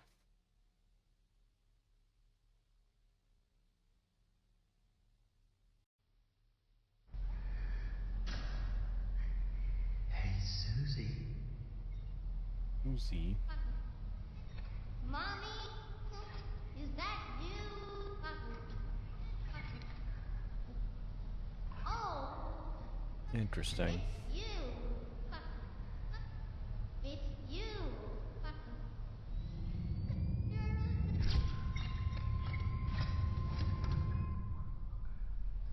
Mm-hmm. The person recording this footage calls Chica Susie, the name of the person and or soul currently inhabiting Chica's animatronic body. Oh, we're actually following after actual what William Afton did to them. lore. Okay. Chica, after asking if this person is their mother, even says it's you twice. And as they stand there in a seemingly stunned silence, this person uses some kind of device to eliminate whatever paranormal activity was going on with them, returning them to their idle pose.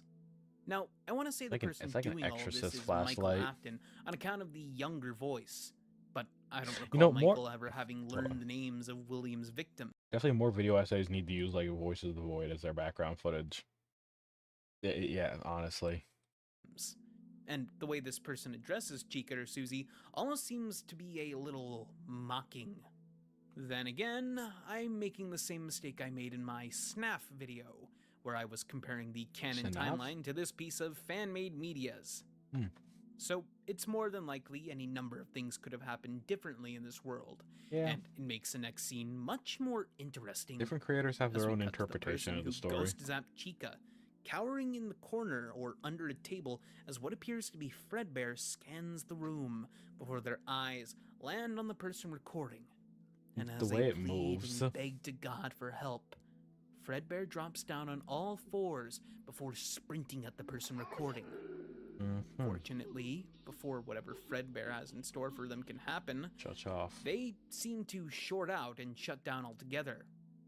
Oddly, when this happens, Fredbear lets out a gasp or moan, and their eyes at the same time roll into the back of their skull, where they fall limp to the floor. That's a terrifying way how it I have next to no clue. Off. We don't see that light gizmo they used previously, so it's easy to imagine some kind of struggle between this person, who may or may not be Afton, and Fredbear, who seems to have shown up after this person did whatever they did to Chica to make them return to normal.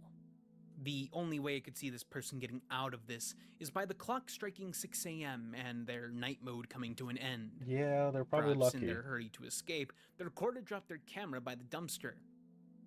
We do know the person who discovered this camcorder was searching for a way into the pizzeria, so it's either this was dropped while they were fleeing or it was planted/left there by the person who recorded this. Whatever the case, we end off with more footage of the person recording screwing around with their friend. This could mean this was recorded after all of what we just saw. So whoever recorded this maybe lived to tell the tale and continue screwing around with their friend at Freddy's. Yeah, I guess they did live to tell the tale. It's more than likely this is just random junk video. Or it could be like this video, the uploader holds more footage at a ransom of 10k likes. Fortunately, we've more than met this goal. In the description, they also say the number was a joke, and that they're actually working up the courage to head back to this abandoned Freddy's location, and not unarmed. With this, we have a lot of questions. Who is this person sharing the footage? Who's the person recording all of this? Urban Explorer, that's what. And what is the relation to the animatronics and incidents that took place at Freddy's? They obviously Maybe know it was related to Susie someone who and disappeared. even more, they have some kind of tool that seems to subdue or calm the paranormal activity inside of them. But they, at the same time, cower in the face of Fredbear. We know at the end of the day, Afton is petrified of the ghosts he made, and ultimately, that's what does him in. But Michael Afton has all the reason to cower in the face of the thing that took his brother from him. While fear is one factor, guilt is another. As if this is Michael, they understand exactly what's going on. They know their brother isn't there, and they know that they may be vengeful and angry. But I'm theorizing way too much, way too early. We have one more video to look at, so let's move on to Urban Finds at Fredbear's.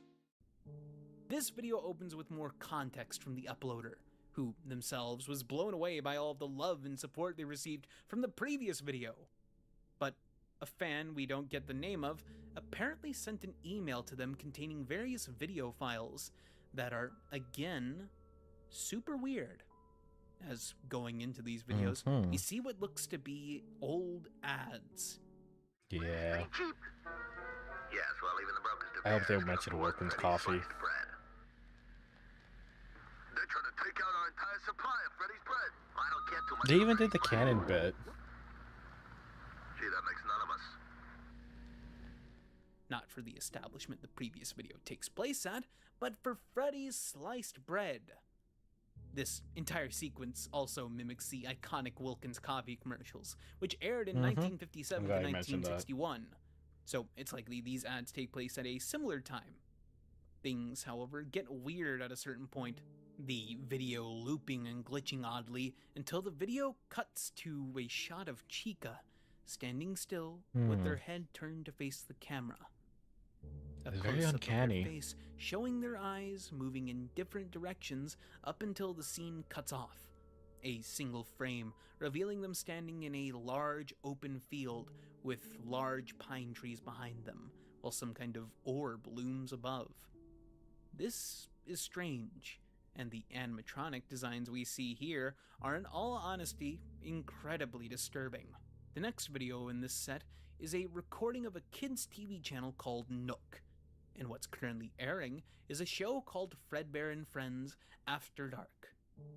Let's give the show a watch, shall we?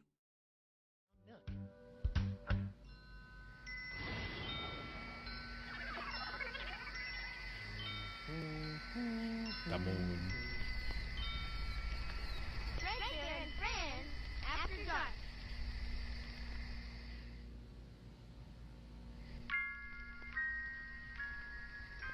Say it's a pretty nice night for a fire, huh? Although it's getting a little dull, don't you think?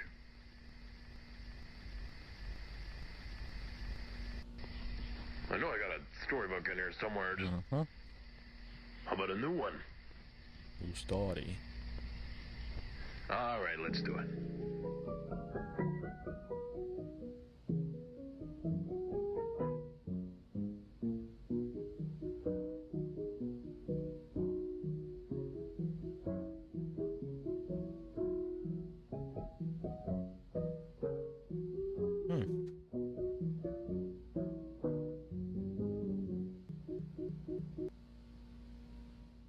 That was strange, to say the least. In this section, we watch the intro to Fredbear and Friends After Dark, but there isn't much to be said, other than the fact Fredbear looks incredibly weird and creepy. But not nearly as much as Chica, whose older design we see is all the more rudimentary and basic.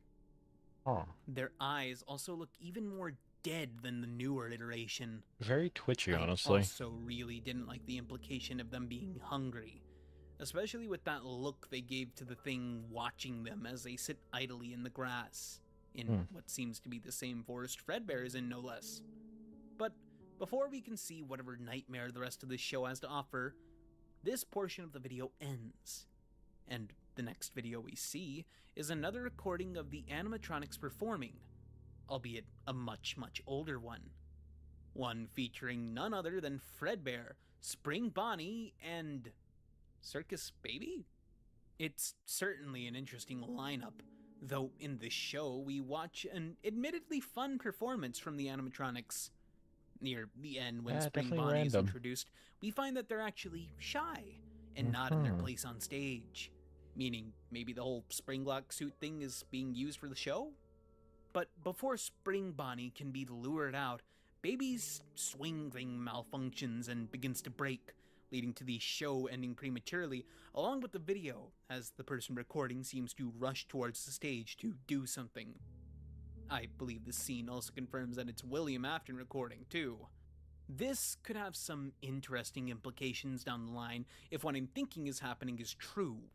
But after this malfunction, we cut to another video. This one taking place in the modern day again on account of this Freddy Fazbear cutout we see. Once again, it seems that William is on the prowl, searching for another animatronic that's gotten out of line. And, as it would seem, they're in the play place. Let's see what old Willie finds. Oh.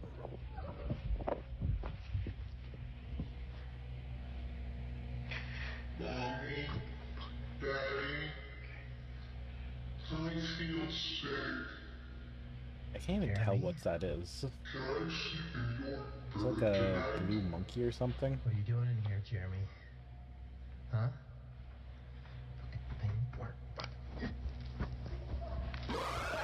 No, it looks like a beaver, actually. I can see the teeth. We're introduced to a new threat. The puppet, who, ironically, is Oh, puppeting Bonnie, puppet, okay. who's confirmed to be inhabited by the spirit of Jeremy. Oh, I see the face another now. one of Afton's victims.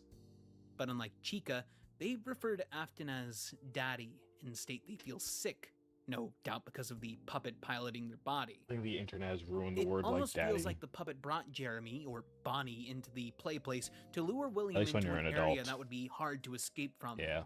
And as we see in the video, it works quite well as they're able to rocket down the play place tunnel directly at them, leaving an uncomfortable Hold on, looking can we see a Bonnie to freeze do frame of whatever that? it is a recently possessed thing does after being possessed, Hold on, they're not gonna and free- hold puppeted on, by I a wanna puppet freeze that's frame also that. likely possessed. I am a comedy genius. Subscribe. Oh my god, I'm sorry. Though the way they refer to app also Hold on. them, it works quite well as they're able to rocket down the play place tunnel directly. Oh, let me go back a few frames. Right there. Yep. That's like the most clearest image I could get. I swear, I feel like so many YouTube channels don't realize they could use like the was it the period and like comma buttons on your keyboard to actually go by frames. It's such a simple thing to do to get like those like 1 second blinks like this. Directly at them, leaving an uncomfortable looking Bonnie to do whatever it is a recently possessed thing does after being possessed, Recently and puppeted possessed by thing a puppet that's also possessed- likely possessed. possessed. I am a comedy genius. Yes, you are. Subscribe. Oh my god, I'm sorry. Though the way they refer to Afton as Dad makes me wonder what exactly Afton's relationship to the possessed animatronics is. Afton no doubt did the kids currently possessing them in, Probably but knew them? they seem more passive. The only two animatronics we've seen actively attack are Also, is Fred GTA Bear 5 and the always puppet, on sale two animatronics for $15 inhabited by bucks? particularly restless spirits. Sorry, like that I have crave Steam open up on my other revenge. window. Depending on when this It video always looks takes like it, place, apparently. we could even say the puppet will play a larger role in spurring the other animatronics to rise up against Afton. Maybe even giving them freedom, kinda in the same vein as they gave them life in the regular timeline. Before we continue talking about this, let's watch more Fredbear and Friends. Mm-hmm. This particular part of Oh, the video lovely. shows us Fredbear once more. It seems like they're losing the crowd. So much so that the moon even rudely tells them just to skip to the good part. From here, Skip to the good part. there's a total tonal shift. The previously uneasy feeling of the uncanny animation turning to something more dreadful. Until finally, Fredbear in a deeper voice speaks again.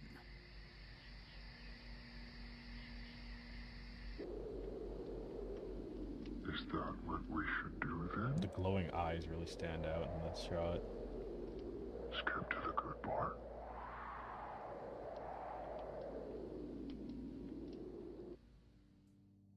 After this, we cut back to Afton's perspective as they run away from the puppet, So this who's is the good apparently part. still pursuing them.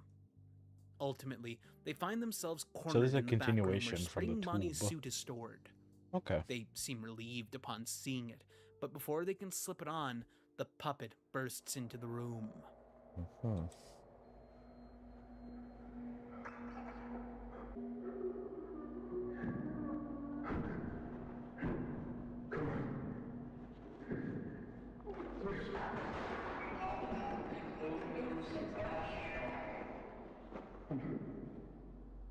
I'll be honest, while I was trying to like grab at the Balloon Boy animatronic, you think they would try to like...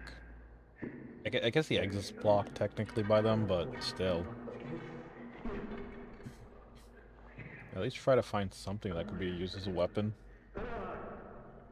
Here you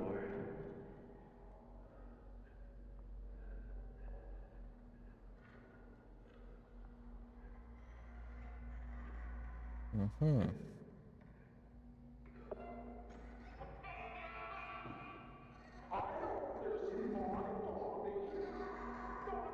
Oh yeah, it does actually come out today. I have to actually reinstall Scrap mechanically. I've been reinstalling a bunch of the games earlier today. Oh.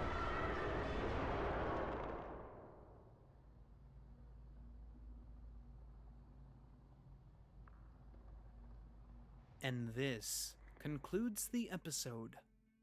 This person, who seems to be William, is cornered and attacked by the puppet, who flings Balloon Boy's broken body at them, either knocking the camera out of their hands or killing them outright after this. But not before the puppet says something interesting using Balloon Boy. They don't miss their mama one bit. This could imply Afton has been using their parents against the other animatronics, and that the puppet won't be controlled so easily. Maybe feeding them false hope I that one appreciate day these they can videos see for them deciphering again, like but there's gargled, still not enough information speech. to confirm this. Whatever it may be, Afton is seemingly left indisposed, or they at the very least were forced to flee without their camera. Maybe it was even the puppet who planted it outside for the person to find. Speaking of, the person who uploaded these videos also isn't much help. They state that they're having second thoughts about going back there, but they tell us a deal's a deal, and we can expect something where they themselves go into the restaurant at some point. Though, that comes later, in a future video. And the description gives us some concerning news too. The uploader states this. The same purple Charger has been parked outside of my house for a week. I think they watch my videos. The only person we know that drives a purple car is William himself. It's likely he's the one sharing these videos with the uploader, but to what end? Why are they seemingly watching the uploader? We have no solid dates, but it seems to confirm that William is alive, or maybe the puppet of, the puppet, Ennard style. But we'll have to wait for the next episode in the series to find out. As it seems, something more complex and unique is going on between Afton and the animatronics, and chances are, the puppet may be playing some bigger role. I wouldn't doubt it if in the next episode we see this person enter the abandoned pizzeria only to be met by Springtrap, or one very dead William Afton being piloted by a very much alive puppet. Yeah, that's probably gonna happen. I'm getting ahead of myself. Turning our attention back to the commercials, the ones we see could also be haunted on account of the strange glitches and bizarre way Fredbear responds in the latter half of the video. I doubt something like this would be aired on a kids channel, but then again, I grew up with shows like The Misadventures of Flapjack and Courage. I too grew up with both of these shows, man. Courage used to scare the shit out of me, because like I used to be like go to my cousin's house and then this would be on, and I think the first episode I ever saw of Courage was the frickin' Return the Slab episode. Yep. So pretty much. I mean, Flapjack was just like, I mean, it was a little bit grotesque in some scenes, but overall, a nice story. I think Flapjack was like the first like show that really had some like or first show I've seen that had some like grit to it. A Cowardly Dog. At the best of times, those shows were funny and creepy. Yeah. At the worst, they were just kind of outright scary. So I wouldn't hold it against an old kids channel to allow something this strange to air seemingly after dark. Right now, what we have in our hands is one of my favorite pieces. Like that's the type of stuff that would be like on Adult Swim, like late at night. And I tell you, it would probably like mess with you at a young age. Is a FNAF VHS / found footage media. I don't say stuff like this lightly, and I'm quite excited for the next installment whenever it does come out. I'm likely forgetting some important FNAF lore tidbits that may confirm or deconfirm some ideas of mine, so Maybe. tell me in the comments if I did miss anything, or you have any ideas that may help me in my future uploads on this series. Now, before we close this video out, I'd again like to thank Bloodlit FX for helping me with the custom renders for my thumbnails for this video. This creator deserves all of the love and attention they can get, so Yes, please that's lovely. do me a big favor and subscribe to them and watch the series yourself. I can guarantee I'll be covering it again soon. Oh, cool. Blue Sky. With that, I ask you if you... I do have to admit, I'm really glad that Blue Skies became a bit more of a competitor for Twitter. Because I'll be honest, I like Blue Sky's hashtag system a lot better than Twitter. Because on Twitter, it's like... I can't really show it, obviously, based off my work.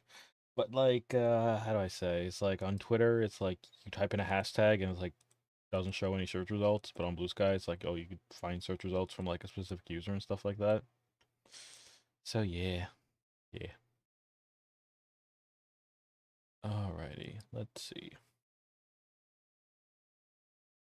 But yeah, I think we're gonna start playing some Gossip Victory shortly. If you enjoyed this video, to please subscribe. Every new soul a part of the Dragobob cause makes that little number next to my name tick up and lets the algorithm know, hey, this guy's alright. Oh yeah, now, if you really want to help, like and comment too. In exchange, you'll get access to great videos and a welcoming Saturday Discord nights at community, which you Freddy's. can also join for free. As always, I'm Dragobob, hoping you're having a wonderful day or night wherever you are. 2-hour video on Spooky's house and jump Bye-bye. scare. I think I messed up the Oh, that's audio good. for this one. The last one. I saw Noah play this recently. The last Saturday. Okay, there's some pretty good stuff to actually watch here.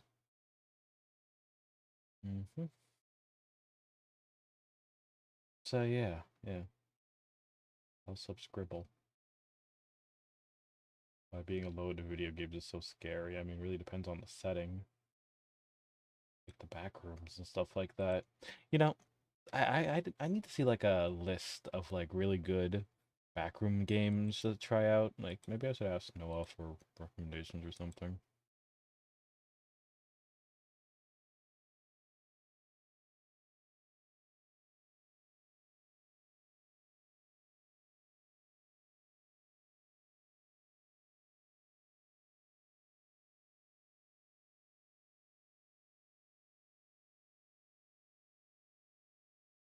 All right, 1 second.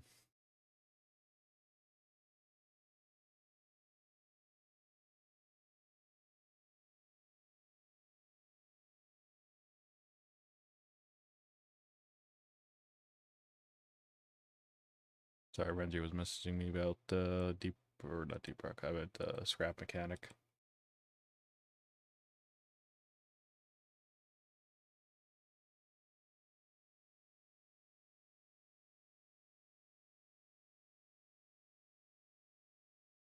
There we go.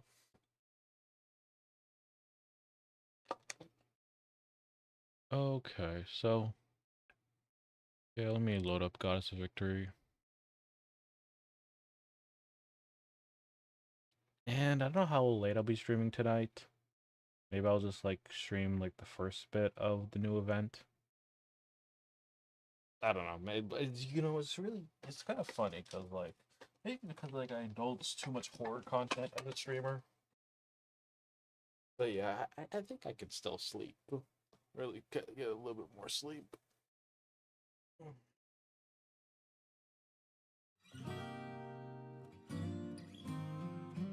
Yeah. All right.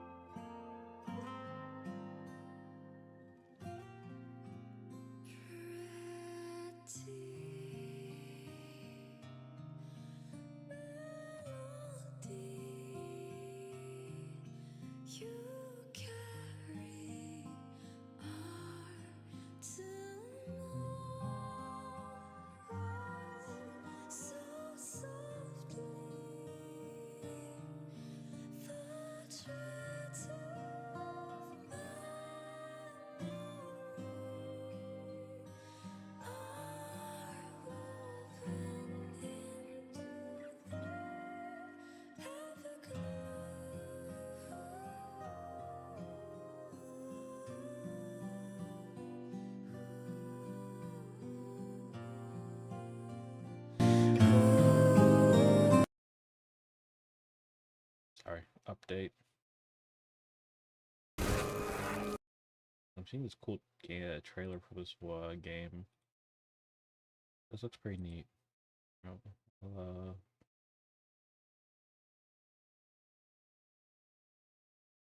Oh, I know why Niki's not showing up on the screen. Probably because the launcher is. Let me close that.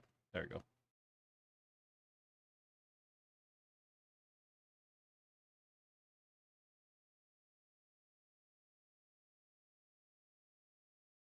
Here, can I still pull this up? I think so. Yeah, I can.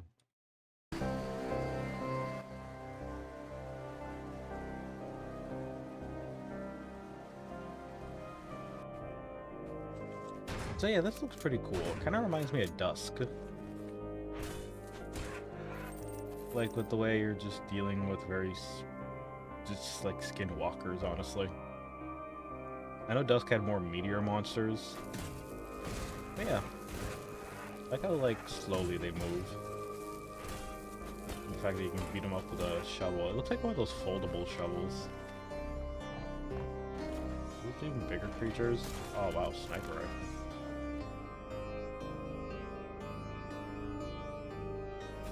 Eat the plush. Got angels. Ankles. And big robots. Oh wow, that's interesting.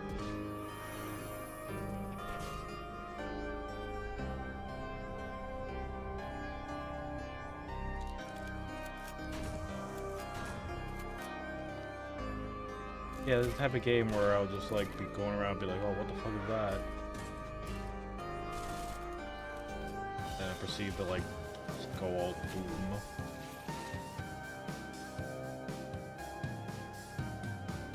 Okay, that's terrifying.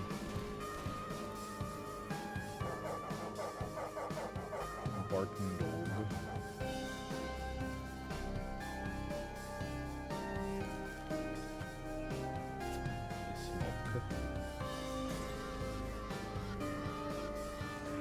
Like light him with a cigarette.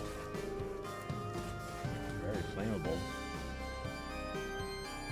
Okay.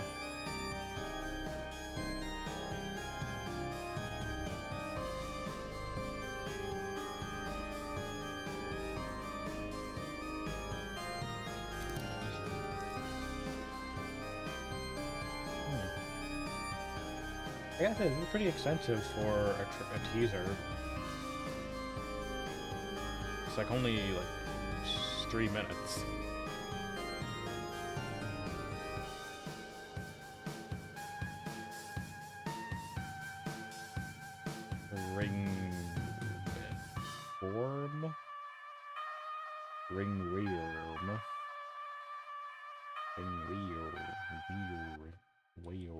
Coming out next year. Okay, that's lovely. Yeah, I'll bookmark it on Steam. Why not? Add to wish list. Actually, hold on. Let me read the description. Immersive action horror game, survival elements explore the non-linear interconnected world, meet large cast of memorable characters, slay huge cast of stickily monsters, and avoid the mead-reed disease and ailments. Looks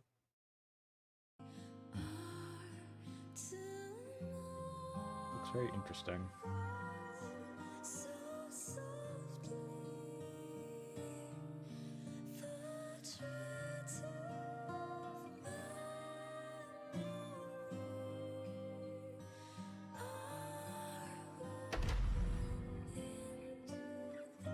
Goddess of Victory, Nike.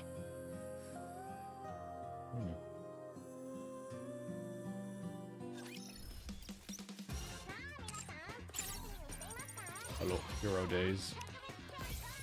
Yeah, the summer event will be missed. I hope they put the gameplay. Also, by the way, co-op now has an icon right next to me.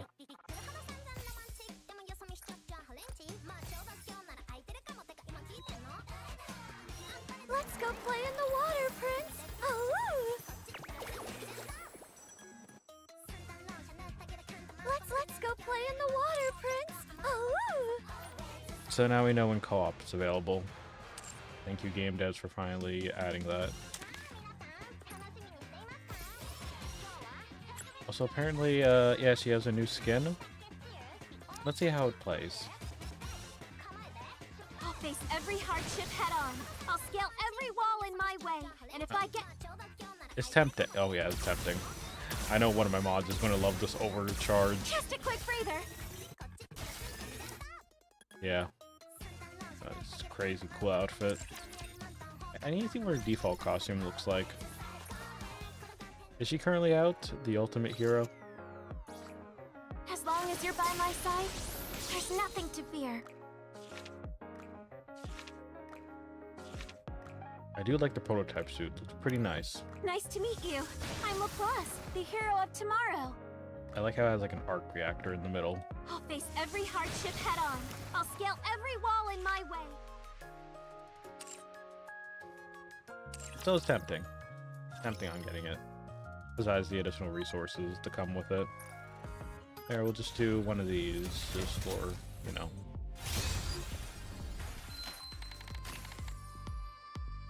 Okay, well, my luck is still good.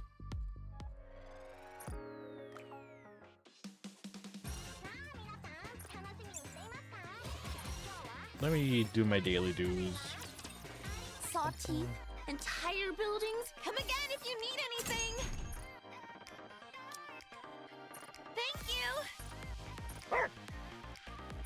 Are you looking for something? Daily Have fun do, shopping. daily dees.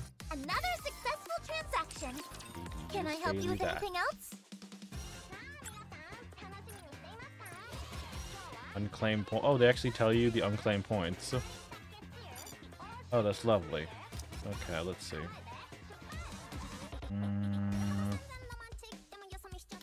I need to clear my friend list soon.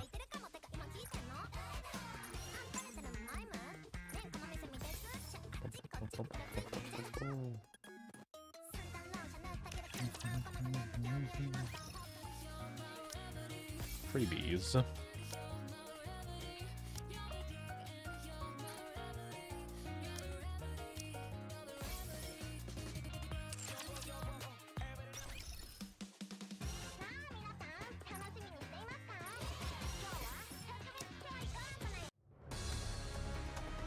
Oh, free music. Really? That's under challenges? Oh.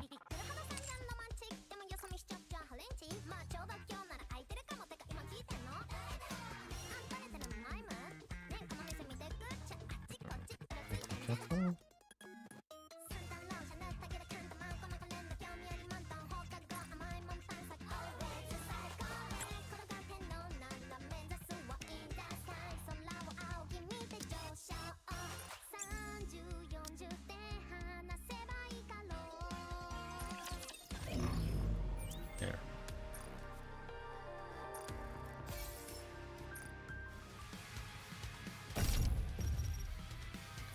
Commander, the disruptive elements have... Summertime victory! I tell you, like, my sleep schedule is always so weird. Like, whenever I try taking a nap, and then wake up, like, around, like, midnight, I always am able to stay up for, like, the next 6 hours before I get tired.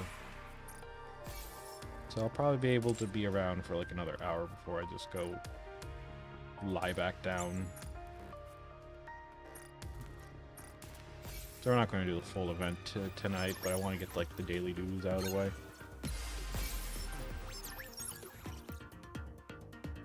Did I do overclock this week? Probably not. No, I surprisingly did.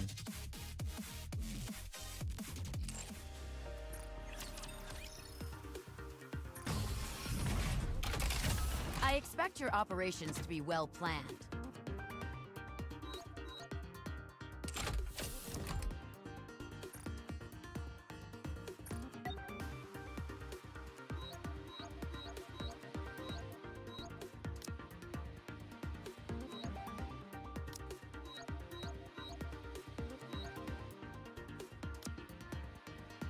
We need to look into upgrading my cubes.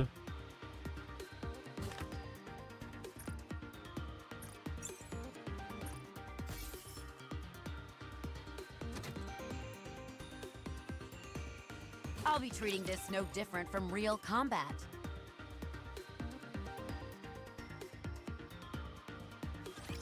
The map is pointing this way.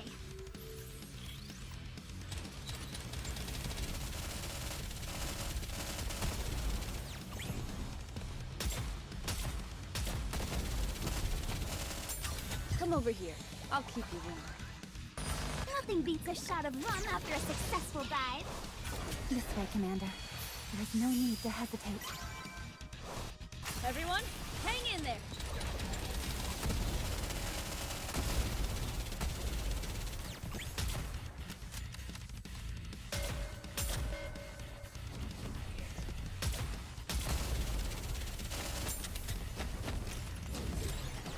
Who's next?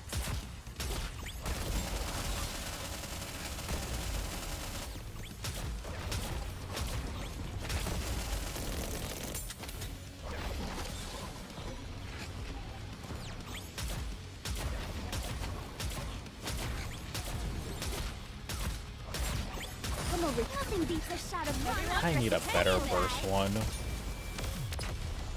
The only reason they're able to keep going because like I have 2 machine gun units on the team that can do just a good amount Commander, of damage. The disruptive elements have I'm been dead. removed. Take the next one. May we continue our date now? I expect your operations to be well planned. They're still struggling, but still not bad. Get behind me. I'll protect you.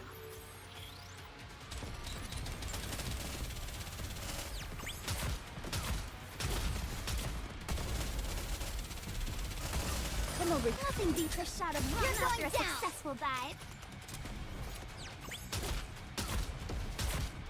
Even more fun reloading a pretty weapon.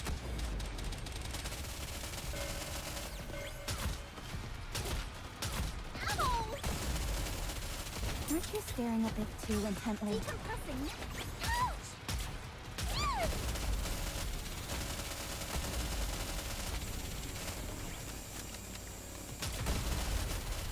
Ow!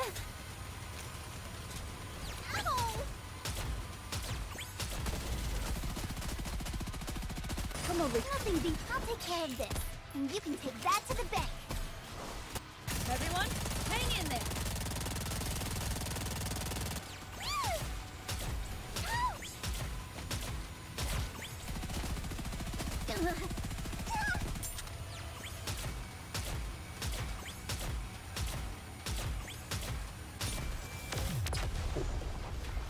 I'm calling it close there.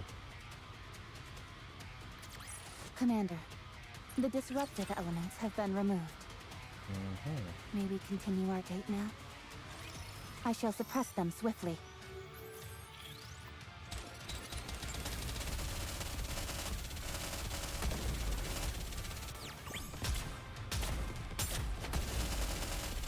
Come over. Nothing beats a shot of rum after a successful Hold your breath and give it all you got.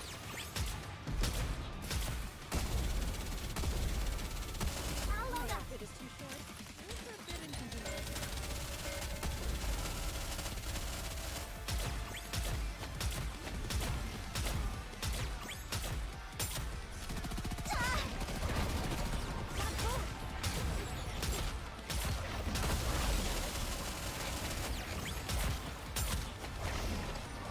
Oh, we're not gonna make this one.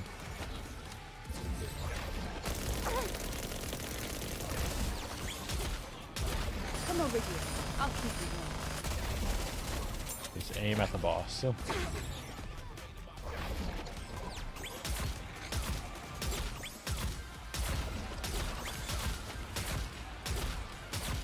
Damn it, it's auto healing.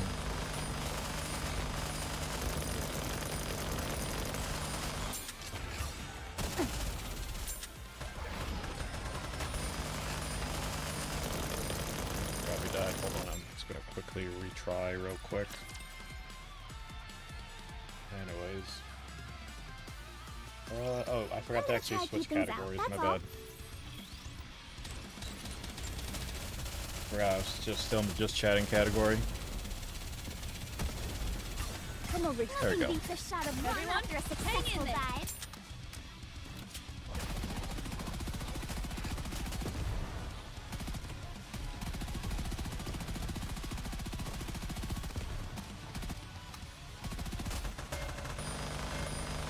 Okay, just focus on the boss. If I can do enough damage, it will just end.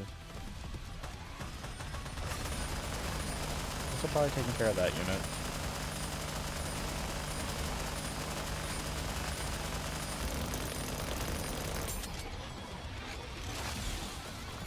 Come on. Come over. Nothing beats a shot of rock after a successful dive. See? It's way simpler just focusing on the main boss. Woo! It's over! Now we can go party. There we go. And yeah. Halfway done with weeklies. Tempted on actually doing another character pool. Yeah, why not? I got enough regular vouchers for this. Boom and okay.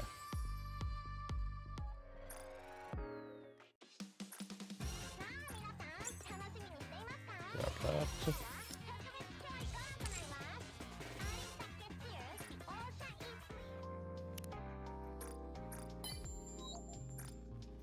Everything about you is starting.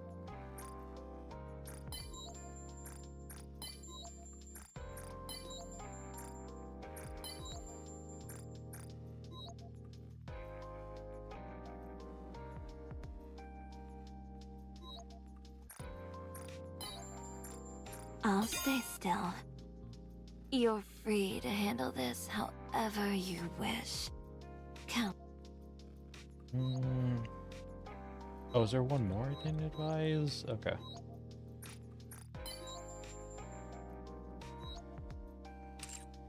Didn't I get like an extra Miranda?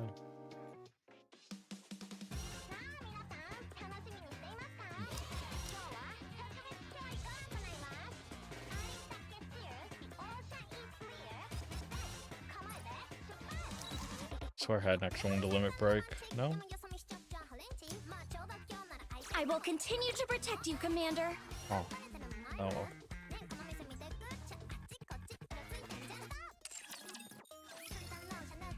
I would need to check which character I have enough of the limit break.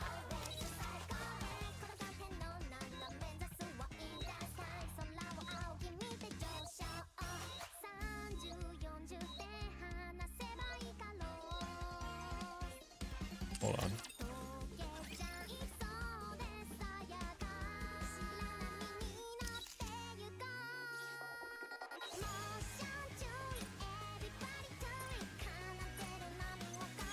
The goddess of fate is smiling upon me. There we go. And let's see. Grab that one.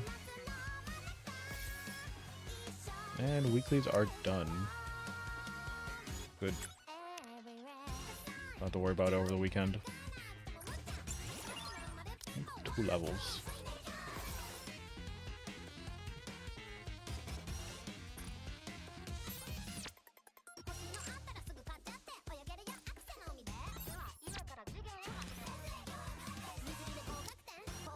It's 44 days. Out of here.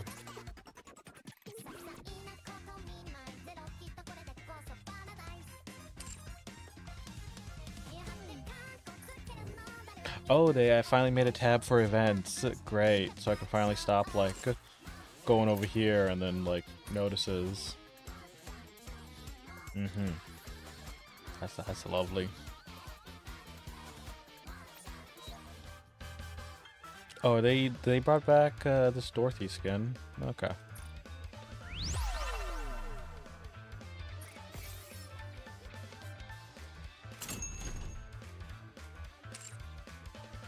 Wait, they call it Return Nostalgia?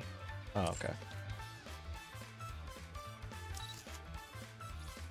Even today's meeting will one day become a treasured memory.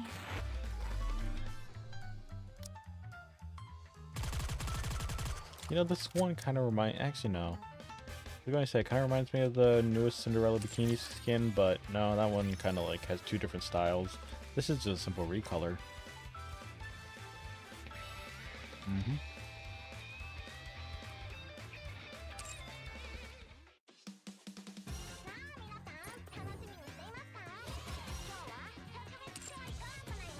All right, I think I got my dailies and yeah. Okay, let's skip to the good part.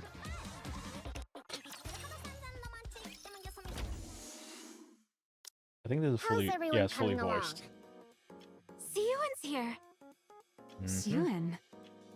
What? Why do you look so surprised? Am I not allowed to drop by? No, that's not it. It's just unexpected. You've been so busy lately, you haven't come by to run tests yourself in a while. Considering the current situation, with the Third Surface Reclamation War coming up, I've got to do my part. Besides, there's something on my mind, too. Something bothering you? It's nothing. Anyway, how are preparations going? It's going splendidly, of course. Maxwell's been tuning my weapons herself. Oh yeah? Then I'll lend a hand too. You will? Personally? What's gotten into you? Wow, it's been so long! Siyuan's actually gonna tune my weapons herself. Like I said, it's the Third Surface Reclamation War. I've got to do whatever I can. If Bacillus performs the worst again, there's no telling what'll happen. Fear not, Siyuan. With this powered-up hero suit you gave me, I can fend off anything that comes our way. They're already going to a third reclamation I war. suppose so. Well, putting all those worries aside, things were a bit rushed when I gave you your new suit up on the surface. I figured it'd also be a good chance to see you guys again after so long. I see. In that case, it's good you came. Where's Drake, by the way? Apparently, after her last body scan, they flagged some areas for further examination. So she went to follow up on that. So she'll be a while then. That's okay with me. It's been forever since it was just the three of us. Now that you mention it, you're right. You and I were original Matisse members, back before Drake even joined, weren't we? That's right. With that in mind, for this test, let's channel our prototype days and go harder than real combat. Maxwell, Siyuan, let's start the test already. I'm raring to go. Pipe down, would you? Fine, just get into position. I'll start the simulation. Roger! Hero Dash!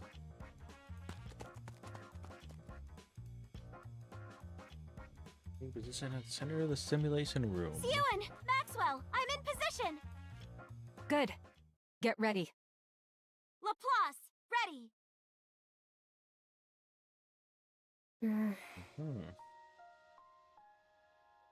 Then gaze at Laplace standing in the center of the room. Then looks over at Maxwell, who is watching their motions on the operators in the room. Just like it used to be. Old memories come flooding back. For backstory.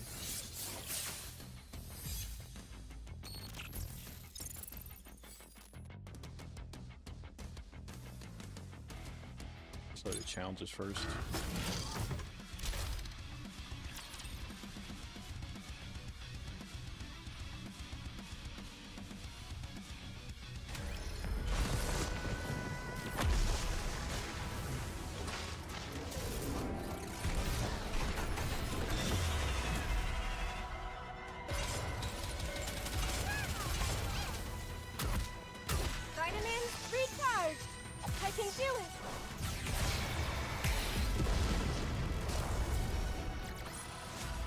See? Told you everything would work out.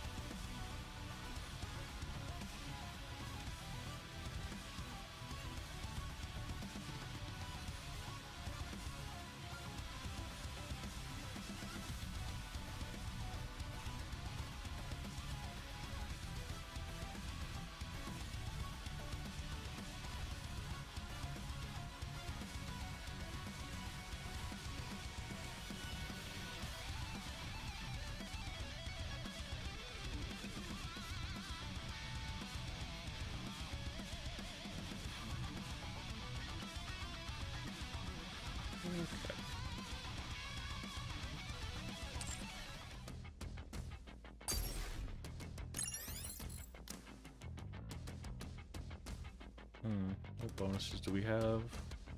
It's only natural that you would need. Let's go. Are you calling me? Are we going to do some... This villainous maid is ready to rock and roll! It would be nice if the flowers could come along too, so they could see the sunlight.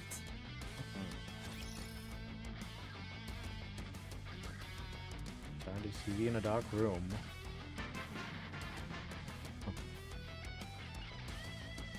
Grand music swells as the stylishly dressed female hero appears on.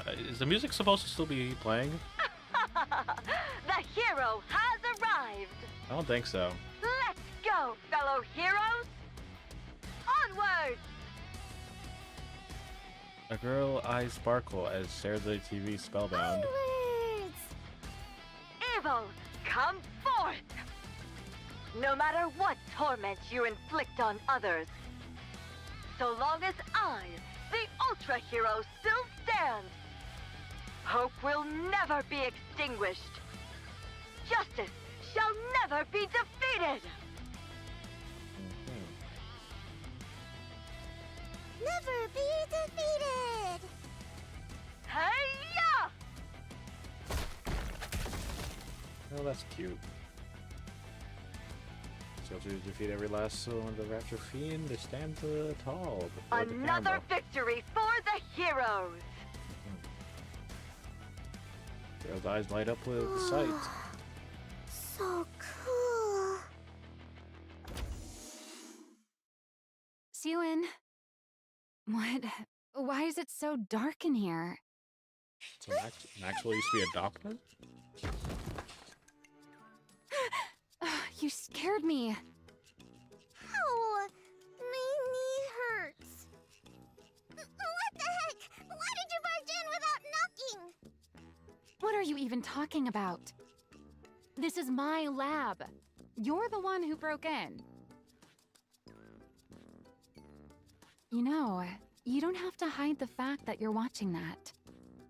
There's nothing wrong with a kid liking superhero movies. No, that used to be me watching Saturday morning cartoons. And I'm not a kid.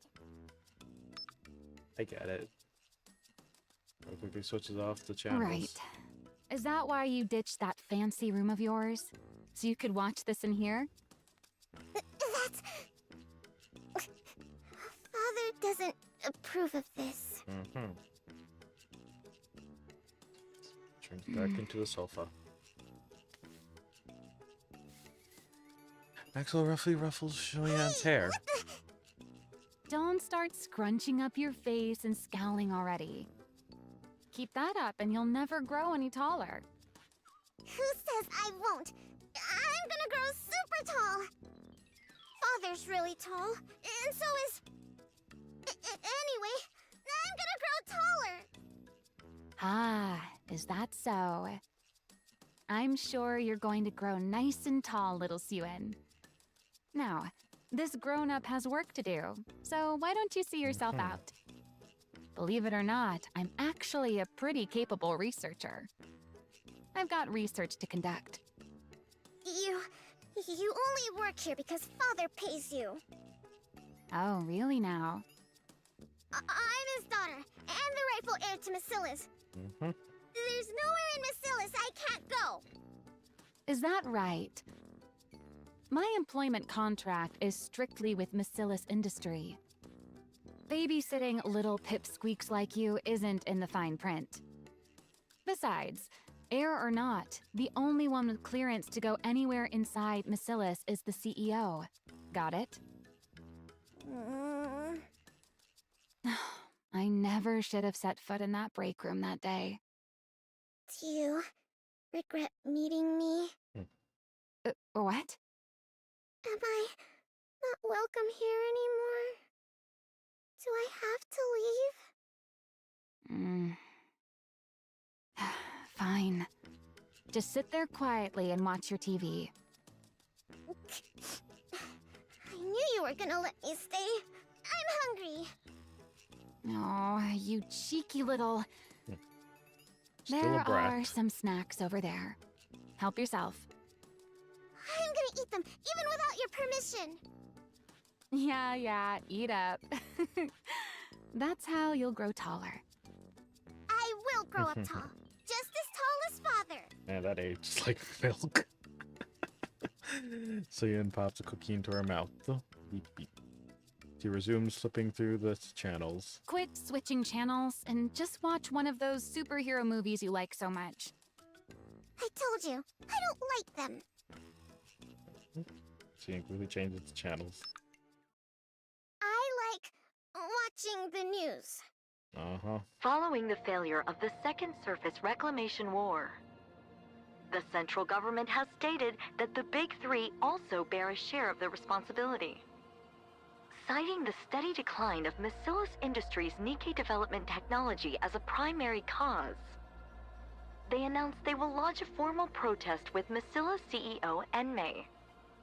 While there is widespread acknowledgement of Enmei's accomplishments, the public has also voiced criticism that his direction for Nikkei development no longer aligns with the ARC's future. What are they saying? Father's being criticized? Why? Don't pay it any mind. It's just the central government pinning the blame on others, same as always. Pinning the blame on others? You know the Second Surface Reclamation War ended in failure, right? Yeah, I heard. A whole lot of Nikkeis from our company died too. You know your stuff. At first, they pointed fingers at the executive commander, New Hope. After he bailed, they needed someone else to sink their teeth in, refusing to take responsibility until the very end. Can't have public opinion turning against them after all. But why blame us for it? Because ever since we entered the Ark, Macillus hasn't put out a single high-performance Nikkei. You do know the original technology to manufacture Nikkeis belongs to our company, right? Yeah, I knew that. I heard grandmother was the one who developed it. Oh, interesting. That's right. We actually Your get, grandmother, I get the more, first lore CEO, on how created they're the made. prototype for every Nikkei. After that, she went on to develop the Grimm's model Nikkeis as a minor variant. Then, once she'd established the production methods for mass-produced Nikkeis and Nikkeis with unique designs, she handed the reins over to your father, the second CEO, and devoted herself to research. From what I've heard, up until we entered the Ark, they kept researching that technology under the leadership of the central government and poured everything into boosting the Nikkei's performance. But after we took refuge in the Ark, President Enmei threw his weight behind the telecom industry instead of advancing Nikkeis. Nikkei technology practically stopped progressing altogether. That's exactly what those guys want to use against us. They claim the Second Surface Reclamation War failed because the Nikkeis weren't powerful enough. That's the reason there's been no Nikkei advancement since we entered the Ark. It's because Macillus won't reveal the original Nikkei manufacturing technology. Or, at least, that's how they want to frame it. Why would they do that? If they win the PR battle, they can dump more of the responsibility onto Macillus. And even if it fails, they might still be able to get their hands on the original Nikkei blueprints. Okay. Very much on a biscuit. What? Keep going! Never mind. What am I doing telling all this to a kid? At any rate, you don't need to worry about it. This is your father we're talking about. You think something like this would even make him bat an eye? I wonder what happened Looks to him. to me like the central government's losing it with all these problems bubbling up one after another. Once they come to their senses, they're the ones who will be sorry. Macillus will never fall. Okay. Well, that's good. So how about you stop racking that little brain of yours and focus on eating well so you grow up big and strong, eh? Worrying too much will stunt your growth. Why do you keep harping on my height? Who could that be at this hour? Is anyone in? Yes, come in. Pardon the intrusion. Oh. Father's been asking for you, Maxwell. Oh, okay. The boss. Right now? Yes, he said to come to the CEO's office. Oh. Fascinating. All right. Her hair was a lot more purple By back the way, then. oh, I was And tied up. wondering where my little cutie had wandered off to. So this is where you were. She really was her sister. Since Maxwell has to go see Father, why don't you come along with me, sweetie? No, I'm not going. Sweetie, don't you think it's to call her rude sweetie. to linger in someone's lab when they're not around? If Father were to find out, he'd be alarmed. Fine, I'll go. Zane climbs down the sofa and trudges off. Hey, Pipsqueak. I'll stock up on snacks, so stop by again sometime. Okay. See you next time. That Zane and you and unsettling leave. air about her. She's exactly like her father, isn't she? No wonder Suen so spooked and can't stand her. How's Suen even supposed to go up against that? The next successor's bound to be Jian. But what'll become of Suen? Forget it. What's the point in worrying? At any rate, that Pipsqueak's life will still turn out better than a working stiff like me. Well, time to get back to work.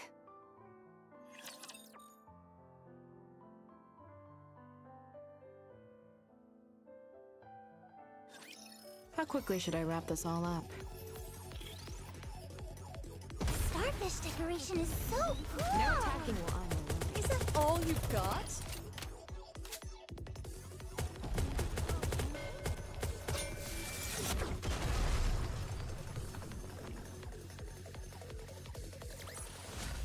That's why you don't want to get on my bad side.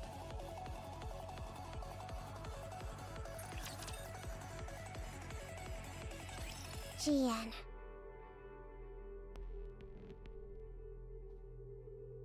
My older half-sister. This is your sister. Go on. Say Oh, hello. so that's the father. Hello there, sweetie. My name's Jen. A sister I'd never met. Brought home out of nowhere by my beloved father.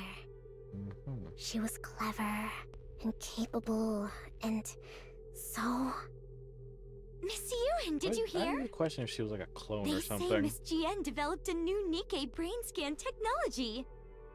Apparently, it can scan a Nikkei even after it's lost its memories. Pretty impressive for someone so young, isn't it? Lala, whose maid are you? If you like her that much, go work for her. Oh my, don't say that. You'll always be the very best to me, young miss. Sure, I was jealous that she got to work alongside Father. But I didn't despise her to this extent. Miss Ewan, Miss Jian is here to see you. Again? Hi, sweetie. Why don't we grab a bite together? Even when I lashed out and pushed her away, she never gave up. She'd always show up, asking me to eat with her. Even so, there was something unsettling about her. How come that thing's perpetually glued to your side? Is it your personal maid or something? That thing? Don't tell me you mean Lala. Yes. Lala is not a thing. She's a maid who's precious to me. Oh my, young miss. Ah, is that so? My apologies. I had no idea she meant so much to you. I'll keep that in mind from now on. Whenever I got angry, she'd immediately apologize and change her stance. The reason I came to fear her so much. So, She was playing Maid while spying on us all along. Oh. Awfully brazen of her. It all began the moment Lala died at my father's hand. You seem rather fond of that woman. What? Every time I wonder where you've wandered off to, there you are, in Maxwell's lab. Am I wrong? I just go there sometimes. Sweetie? Are you still angry with me? Are you still sore about me turning that thing into a Nikkei? Don't talk about Lala like she's an object! Lala is... Your personal maid and a spy. Isn't that right? Which is why Father killed her. I know that. And despite knowing that, you're still angry? I don't quite understand. I mean, that maid was caught spying, so Father shot her. Since you were having such a hard time living without her, I simply took the brain we had in storage at the lab and made it into a Nikkei for you. What exactly is there to get so upset about? Because that's not Lala! The brain's the same though, right? So what if it's the same brain? She doesn't remember anything at all! She doesn't have any memories of our time together. Whatever that thing is, it's not Lala! It's nothing but scrap metal! Ah, because she has no memories. That part can't be helped. If you want to reuse the brain of someone who was a spy, a memory wipe is a must. Who asked you to bring Lala back to life? I never said I needed a maid. But you cried every single day, sweetie. Without that maid by your side, you wouldn't even eat or sleep properly. So, naturally, I figured the only way to get back to your normal self would be to bring that maid back. Turning her into a Nikkei was the most efficient way to do so. It was all for your sake, don't you see? You don't know anything about me, so don't pretend it was all for me. You know nothing. Nothing, you hear me? Cheyenne runs off. Little sisters really are a handful. I really think she's a clone. Sorry, what With are the we way fixing? she acts. Didn't you see? The central government is pinning the Second Surface Reclamation War on us. I'm ordering you to do damage control. You want me to do that? You're in charge of the Nikkei's equipment, aren't you? Develop something suitable and throw it their way. Do you think something like that just appears the moment you snap your fingers? Does it not? Is that really all the Chief of Macilis's equipment is capable of? Fine, I'll do it. Sure, I'll just snap my fingers and make it happen. But before I do, mind if I ask you something? Just out of curiosity. Go on. Why did you commit yourself so fully to the Second Surface Reclamation War? What's wrong with giving the most important war in human history my full support? That was probably true for the First Surface Reclamation War. But definitely not for the Second War. Countless mass-produced Nikkeis from Macilis were secretly deployed. They went up to the surface carrying a suspiciously large number of devices. Almost as if installing those devices was the real objective, and the outcome of the war didn't even matter. What were those devices? An improved version of the Alva particle purification device. Huh? Why are you being so forthcoming? There's no reason to hide it. Soon, communications will be strong enough to connect to blah blah even on the surface. Wow. Seriously? That'd be some insane performance. But why not announce it? Something like this could completely turn public opinion around. I'm saving it for something better. Handing this over for free would be a waste of my talents, don't you think? Is that so? Those devices, is that really all they're capable of? What more would there be? Who knows? Hello. Your talents are so very exceptional after all. Alright, let's see. Don't pretend like you have the brain cells to figure this out. It's a waste of time. Right. Well, this brain cell wasting wage slave will take her leave then. How's the small one doing these days? I hear she's been treating your lab like it's her own room. Hang on. Are you talking about Suen? Do you not know the Who name of talks your about own their own daughter like that? Yeah. I asked how she is.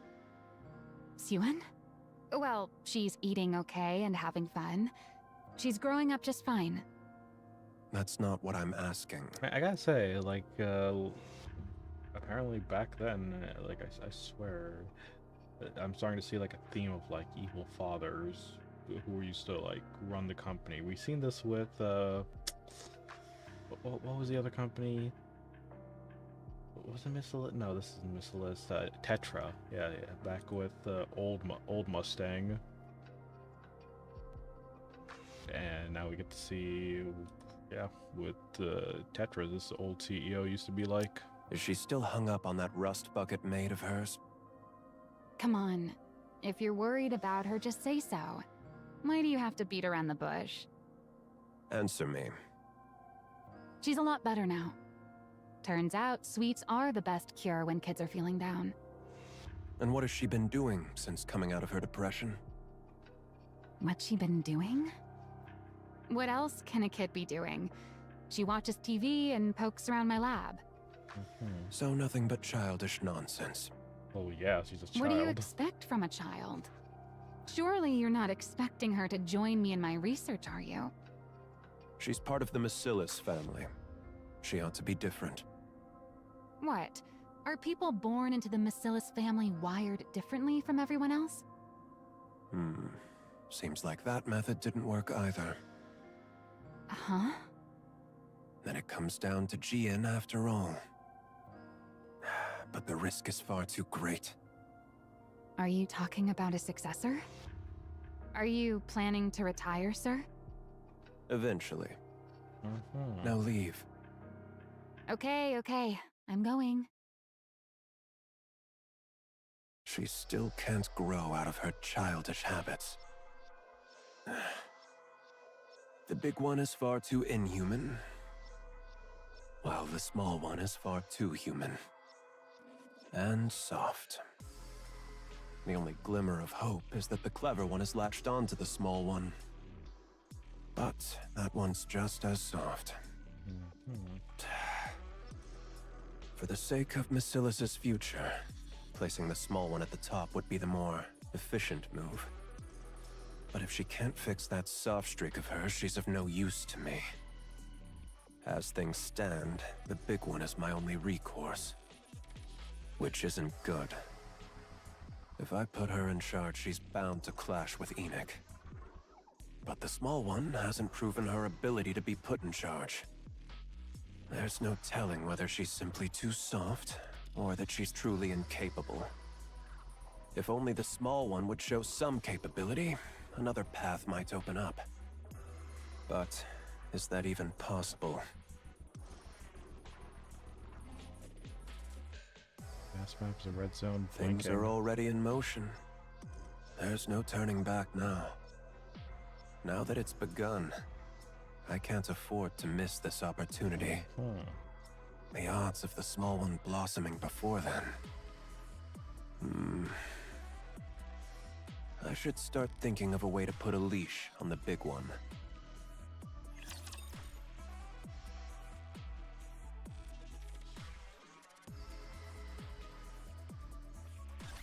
I will protect both Blossom and the flowers.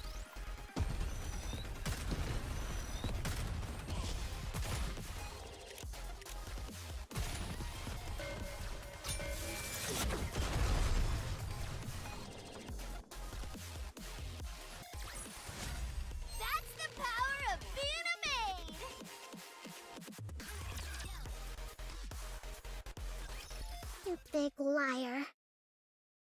You said it would go away, that it'd blow over soon. But it was on the news again today. They were bad-mouthing Father again. Look, Pipsqueak. I'm already swamped with that as it is. So play by yourself today, okay? You're busy? Why? You really are your father's daughter. You talk just like him. Really? I take after Father? That wasn't meant as a compliment. Huh? Never mind. Like the opposite, I'm actually. genuinely busy today, so just watch your movie in the back and then leave. Why are you busy? Because your dad put me in charge of cleaning up this mess you're throwing a fit over. But why you? Why else? Because that's how things are for a working stiff. When the boss says jump, you say, how high? Besides, you probably don't realize it, but I'm actually pretty competent. So, I get the honor of busting my chops on your father's behalf. On Father's behalf. So, if this gets done, it'll help Father? I reckon so. It's meant to smooth things over with the public, after all. All I have to do is come up with some newfangled Nikkei equipment and parade it before the press. Which means I've got to stare at these Nikkei blueprints again until my brain goes numb. So play by yourself today. Saying comes up besides Are Maxwell. these Nikkei blueprints? That's right. Most of it's encrypted. The only thing we can really modify is the external equipment, so calling them blueprints is a bit of a misnomer. That's true for now, at least. So you can only add stuff? Since we can't properly decode the internal structure, adding to the exterior is the only way to push the specs up. So development's gradually shifted toward piling on external equipment. And Nikkei's energy output is based on the core, right? You know about that too? Of course I do. I'm my father's daughter too, you know. Yeah, you know, the father underestimates knows far apparently more. young Joanne. Enough to work alongside Father. So far I'm noticing. But I know the fundamentals of a Nikkei structure.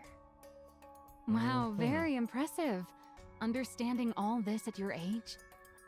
Don't think I'm happy just because you gave me a compliment. Anyway, about a Nikkei's energy. Is there really no way to make it run off something else? Nope, there isn't. Every other method we've tried has failed. What about amplifying the core's energy internally? The body can't handle it. It falls apart. Really? But based on the structure in that blueprint, it looked like it ran on core energy far stronger than this. What blueprint? There's a library that only our family can enter. That's where I saw it. A blueprint for a Nikkei prototype. Or at least that's what it was labeled. A blueprint for a prototype, huh? I've seen it myself among the classified documents. But from what I recall, it was hard to pin down what exactly enabled a body to withstand that kind of energy. No, I'm certain that what I saw back then...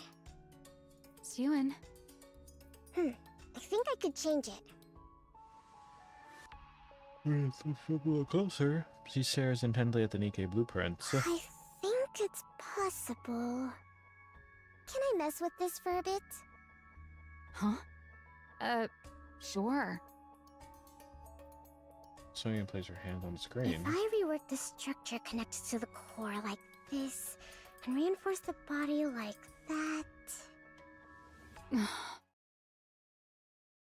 A week later. That was fast.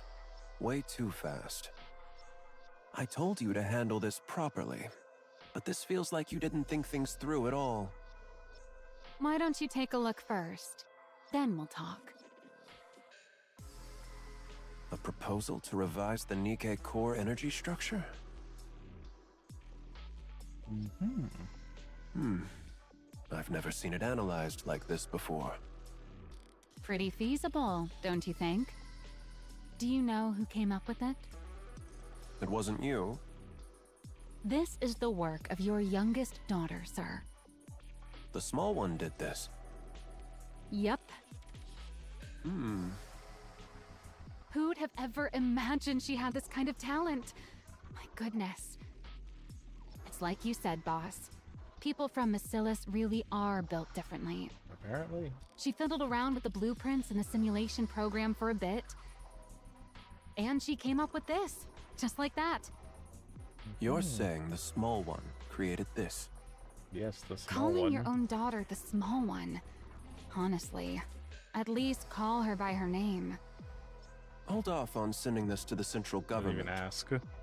Huh? Why? Because it's necessary. What do you mean? Never mind. Wait in your lab. I'll discuss the follow-up steps with you soon. Fine. Will do. Maxwell leaves the room. A talent for Nikkei design. That changes things. Let's see whether this was a fluke or genuine talents. Get in touch with the small one.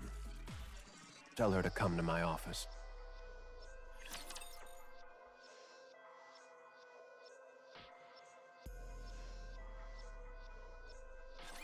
Wipe them all out. Show them no mercy. Maybe coral pancake? Seasport parfait? Aren't there any seeds around?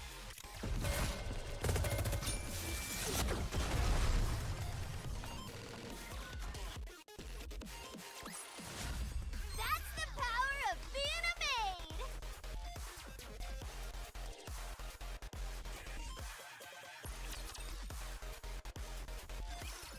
Did you hear?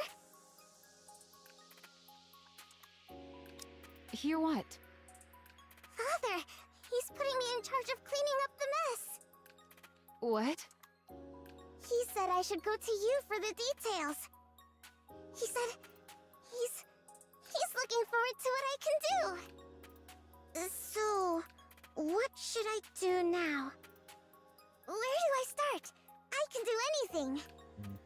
You mean he wants you to put together a proper energy improvement proposal? He said I get to decide for myself what I want to make. He even said it's up to you? And yet he told Crazy you approval. to come talk to me? Yep. Well, that's just great. I'm done for. Looks like I've been roped in good. What do you mean done for? What was I thinking? Getting myself mixed up in all this. Political stuff is my kryptonite. Maxwell refers her frustration. Maxwell? I never should have set foot in that break room. Break room? You want to take a break? Right now? That's not what I meant. Siren, Yes. do you want to become the next CEO? What? I asked if you want to be the next CEO. Why are you suddenly bringing that up? This is no ordinary task we're undertaking. Did you know Diane shot up to become the next in line for CEO the moment she improved the memory erasure device? Of course I know. Everyone went on and on about how amazing it was. Well, that's what this is all about. It's a chance to show the world how remarkable you are and prove you're worthy of becoming the next CEO. Really? It's that big a deal? Yeah. So do you still want to do it? I don't know. I don't know about any of that. I want Father to think I'm useful. I want to work alongside Father in his office, like Gian does. I want to be someone he can rely on. I want to be praised by him. One more time. Is that not reason enough? It's enough. Why wouldn't it be? All right. What do I have to lose? Let's do it. You'll help me? Yeah. Worst case scenario, it all goes sideways and I'll just quit. You'd quit? That can't happen! So, what is it you want to make? You haven't come up with anything? I did. I want to make a hero Nikke.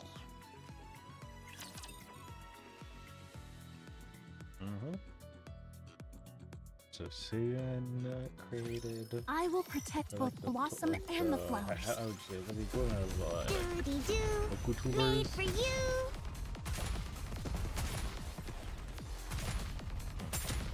Starfish decoration is so cool.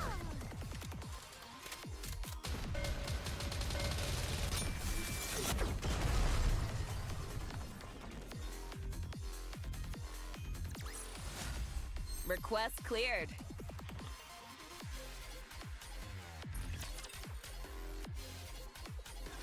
A hero, Nikke?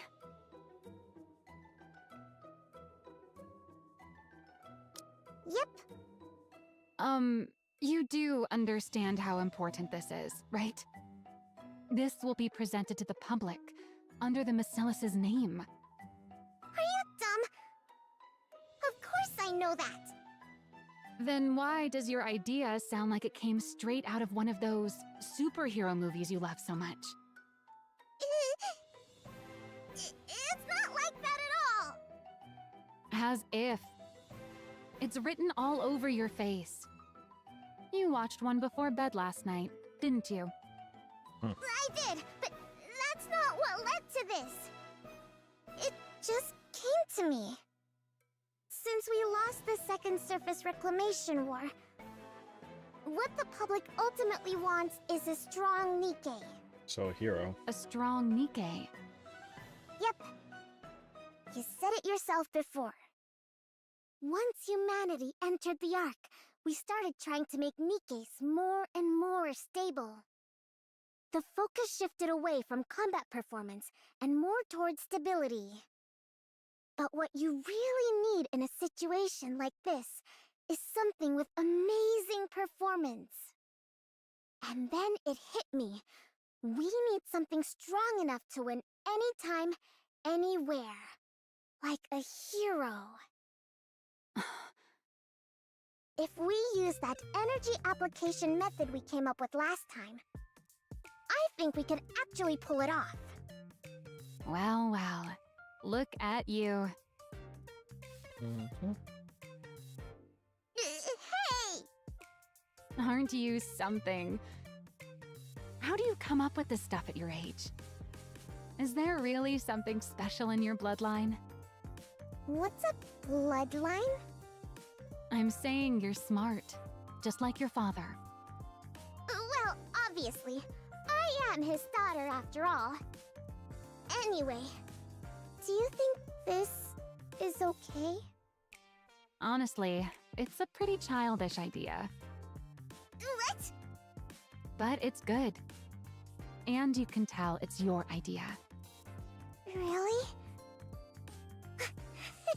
Then it's settled. All right then. This is your project, so you take the lead. I'm just here to back you up. Go ahead and make whatever you want. I'll be right here to help. Got it. And from that day on, in order to create new Nikke blueprints, the two of them spent the night and day working on the Maxwell's lab. I don't really get this part. Can you help? Oh. At your age, it'd be more strange if you even knew any of this. Why else do you think your father told me to assist you? It's exactly times like this when you should put me to good use. Then, can I ask questions whenever I want? Ask away. Maxwell takes on the mentor and files in the gaps for someone's knowledge. Are you really sure you're okay with seeing this? It's not exactly a pleasant sight for a kid. How am I supposed to make a blueprint without even knowing how Nikkes are made? I was born and raised under Macilis's roof. I can handle something like this. If it ever gets to be too much, just say so, and I'll get you out of there. Max also showed Scion how Nikkei manufacturing firsthand. I'm beat. It's already past 11. Hey, Suen, aren't you tired? Not at all. It's well past a kid's bedtime. I'm not a kid! How are you tired already? Are you that out of shape? You cheeky little brat. You've only got this one thing to do, but we grown-ups have a whole lot more on our plates. I've got my own end-of-month report to prepare on top of all this. If you're having such a hard time, why don't you just become a Nikkei? What did you just say, brat? Yeah. I've heard other researchers even volunteer to become Nikkeis. So why haven't you? Because then I wouldn't be me. What? Personally, I don't think a Nikkei version of me can really be considered the same person as I am right now. From my body composition, down to the very principle behind how I generate energy, every last bit of it is different. How could I even be considered the same individual? Of course, if you believe memories define an individual, then a Nikkei made for me would still carry the same memories and thought process as I do. So you could argue I would still be myself. But there's always the chance that even the tiniest detail could be different. Well, I guess so.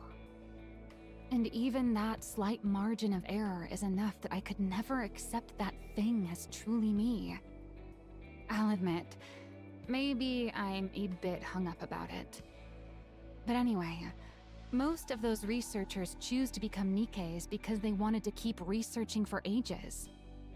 But if you never intend on venturing outside the arc, Evergreen takes care of the lifespan issue easily enough. So there's no real reason to become a Nikkei just to extend your lifespan in order to complete your research. You really hate the idea that much? Well, I guess it can't be helped. Keep on feeling tired then. Not me, though. Why, you cheeky little... Quit burning the midnight oil like this, or you'll stunt your growth, you hear? I'm growing just fine. Maxwell and Cyan spend their time together pulling all-nighters. True to Maxwell's words, being capable of researcher, she can be whatever she isn't spending time with Suyin. You find yourself barely rushing to places. During those hours, Zion holds up in a library while the restricted is too direct to miss. Here it is. The prototype's blueprint. There she pours over the blueprints, flows the energy and internal structure, and she senses that every last thing that makes up the body into her brain. Committing it to memory, then one day, amid the daily trip to the library. Everything is coming along okay. Jin comes to see her.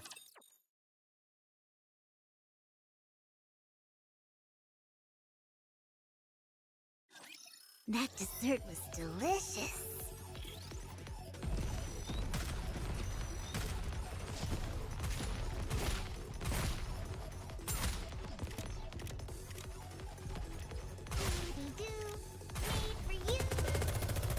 Easy.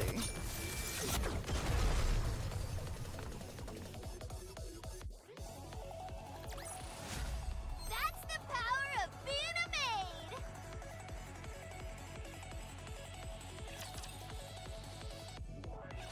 What's it to you? Just curious, that's all. Mind your own business. Sweetie, do you want to become CEO? Why in the world does everyone keep asking me that? Because you're part of Macillus. If we go purely by legitimacy, you'd have a stronger claim than I do.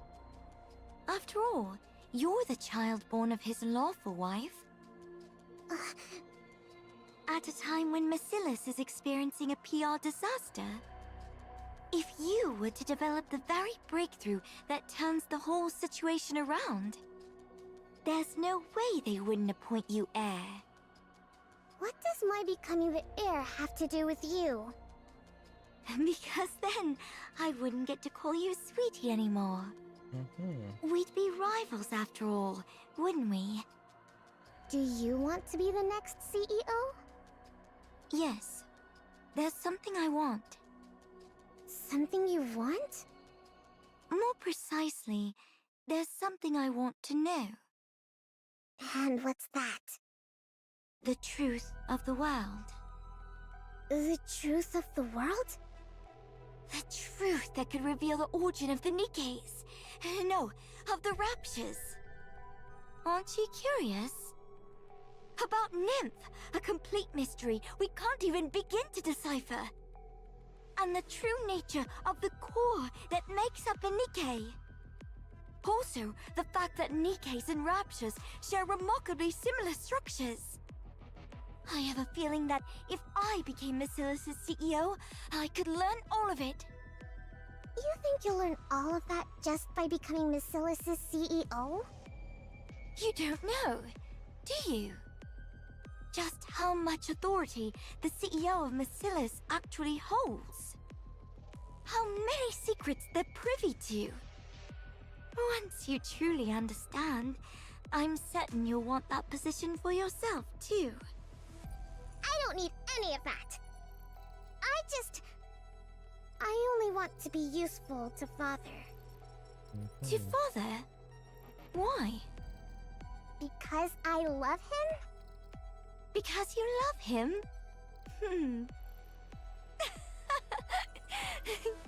Oh, you're such a sweetie. Don't call me that! I'm not sure if Father sees it that way, though. What? Probably doesn't. Sweetie, you're scared of me, aren't you? You think I'm off-putting, and you hate me, right? Because I'm different from you. Someone like you could never have turned that maid into a Nikkei, could you? Obviously not. How could I possibly turn Lala into a Nikkei just because she made me uncomfortable? Because it was efficient. I could gift her to you while you were going through a rough patch. And while I was at it, I could even test the memory wipe procedure one more time. We both benefited. 2 birds with 1 stone, right? That's exactly why I can't stand you! Do you think I'm the only one who thinks this way?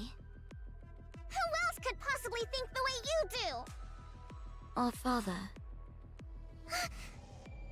I don't know what sort of person you imagine Father to be. But to be blunt, Father and I are very much alike. What? Do you really believe Father killed that thing because she was a spy? What are you even talking about? Have you ever seen a shred of evidence that your maid was a spy? Did you ever hear where or how she supposedly acted as a spy? Nope. She died because she either served the purpose Father assigned her, or she got in his way. I'm certain of it. Don't be ridiculous. Don't put too much faith in him. I'm sure he has ulterior motives, just as he always does. And it'll be nothing at all like what you're hoping for. In that man's eyes, Nikkeis, humans, the 2 of us, there's no difference at all. We're all merely resources for Basilis. Or for himself, rather. Don't speak ill of Father. You're trying to drive a wedge between me and him right now, aren't you? I suppose you don't trust me enough to believe me. Change up from where is he? I'm not talking to you anymore. Sweetie, don't forget my advice. I don't care. This is probably the last thing I'll ever do for you, sweetie. You ran into Jian? Yes. She told me not to trust Father, and said he definitely has some other motive this time, too. She was trying to turn me against Father! Some other motive, huh? She even said Lala wasn't killed for being a spy. She died because of some other reason. She's the absolute worst! Hey, why aren't you saying anything? She might not be entirely wrong. Exactly. Yeah. Maybe I've been too naive about all this. Entrusting you with something this big, so suddenly? What in the world is the boss thinking? He must have something up his sleeve. What motive could there possibly be? Father is nothing like her! I'm sure he entrusted me with this for my sake. He said he believed I could do it. That he was excited to see what I could do. That means he trusts me, doesn't it? I'm telling you, Father is different. He's truly doing this for my sake. Even with Lala, he must have done that because he was worried about me. He must have acted first so I wouldn't get hurt. Yes, I'm sure he's different. If you say so, then that's how it is. You'd know better than me. After all, you're family and I'm just a mere employee.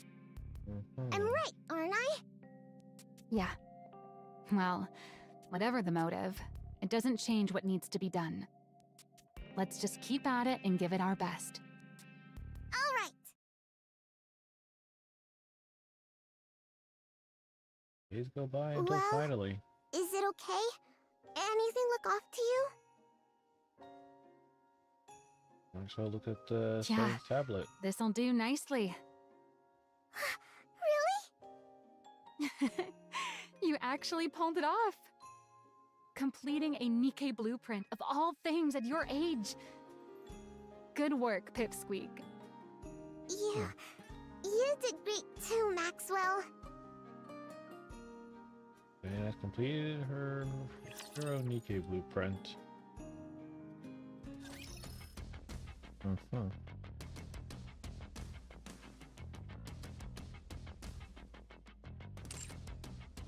Is this only a single story? I think it is. Seems like it. Oh no, there's a story too. Okay.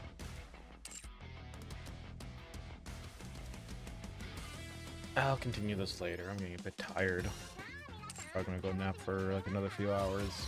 I'll be back later this afternoon with the Halo, new Halo game. Oh cool, they had a sidebar for arcade and side stories and archives. This is a lot more cleaned up over Let's here. go play in the water. Let's go play in the water, Prince. Let's go have some. Connection complete.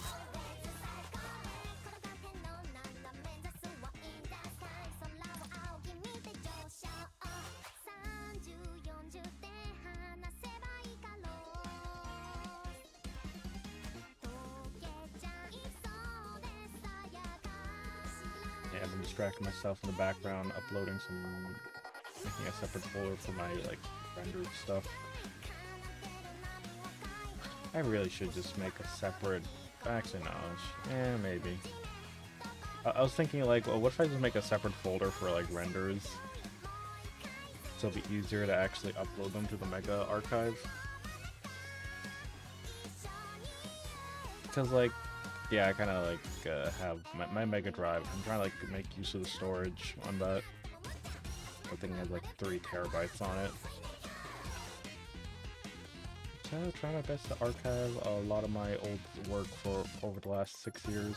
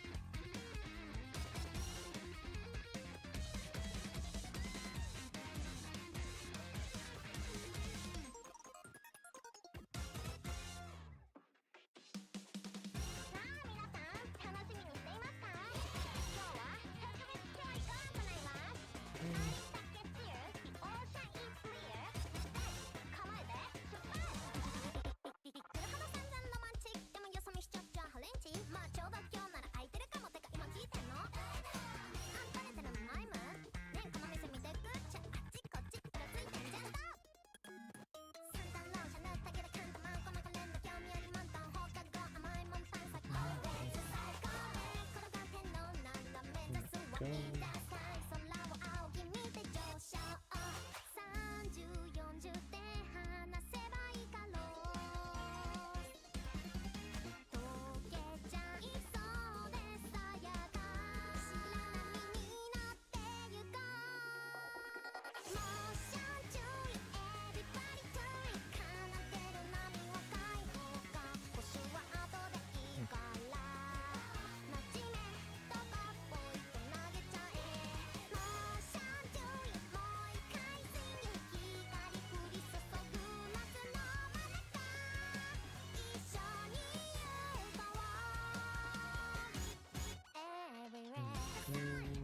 Okay, I'll probably go right in a moment.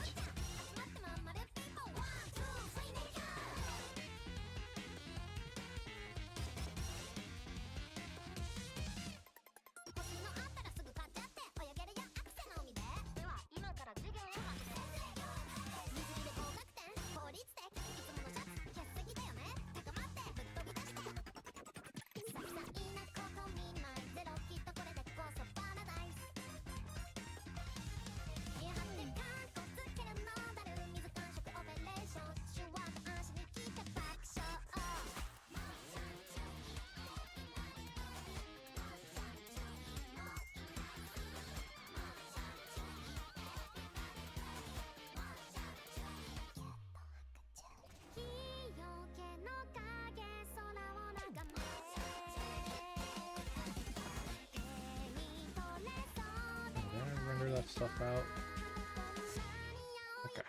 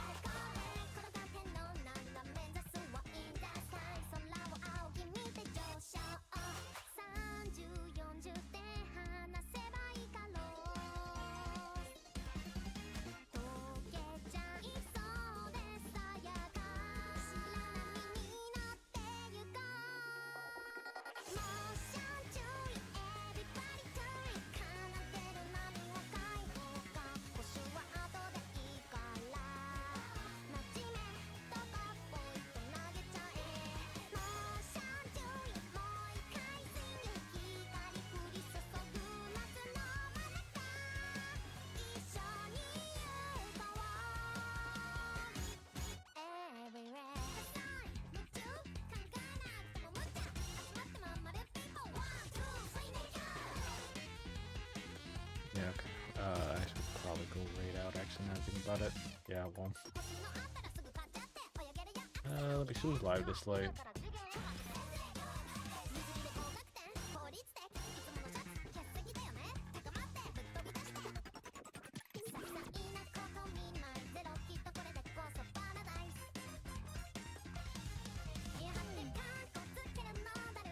Hey, thank you for joining me for a late night full of scoops and stuff.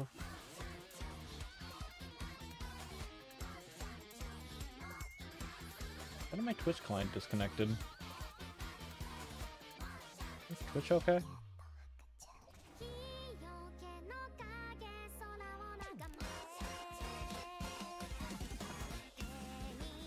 I'm gonna fix that in a second, hold on.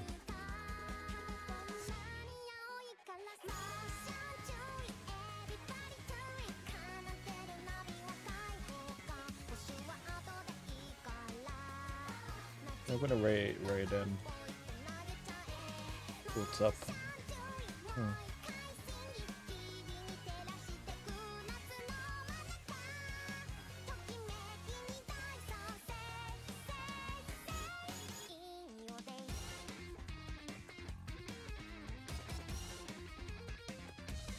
Let me reload streamer bot. Hold on. Hey, Noah. Shout out Mew. Shout out Mew. Nikke, I heard they've changed that game and made it so that you have to verify your age, and also changed the game to make it so that the start screen was different because it was too lewd or something. What happened? I also heard there was a big update. Apparently the Play Store was getting mad at them because they had boobies on the screen when you started the game, but... Dude, what the heck was that? I had a coworker that played Nikke at work, which was wild. Honestly, not that big of a deal, probably, if it was me. If I saw a coworker play Nikke, it's just like, you know, it's a gadget game. Crazy! This guy is insane!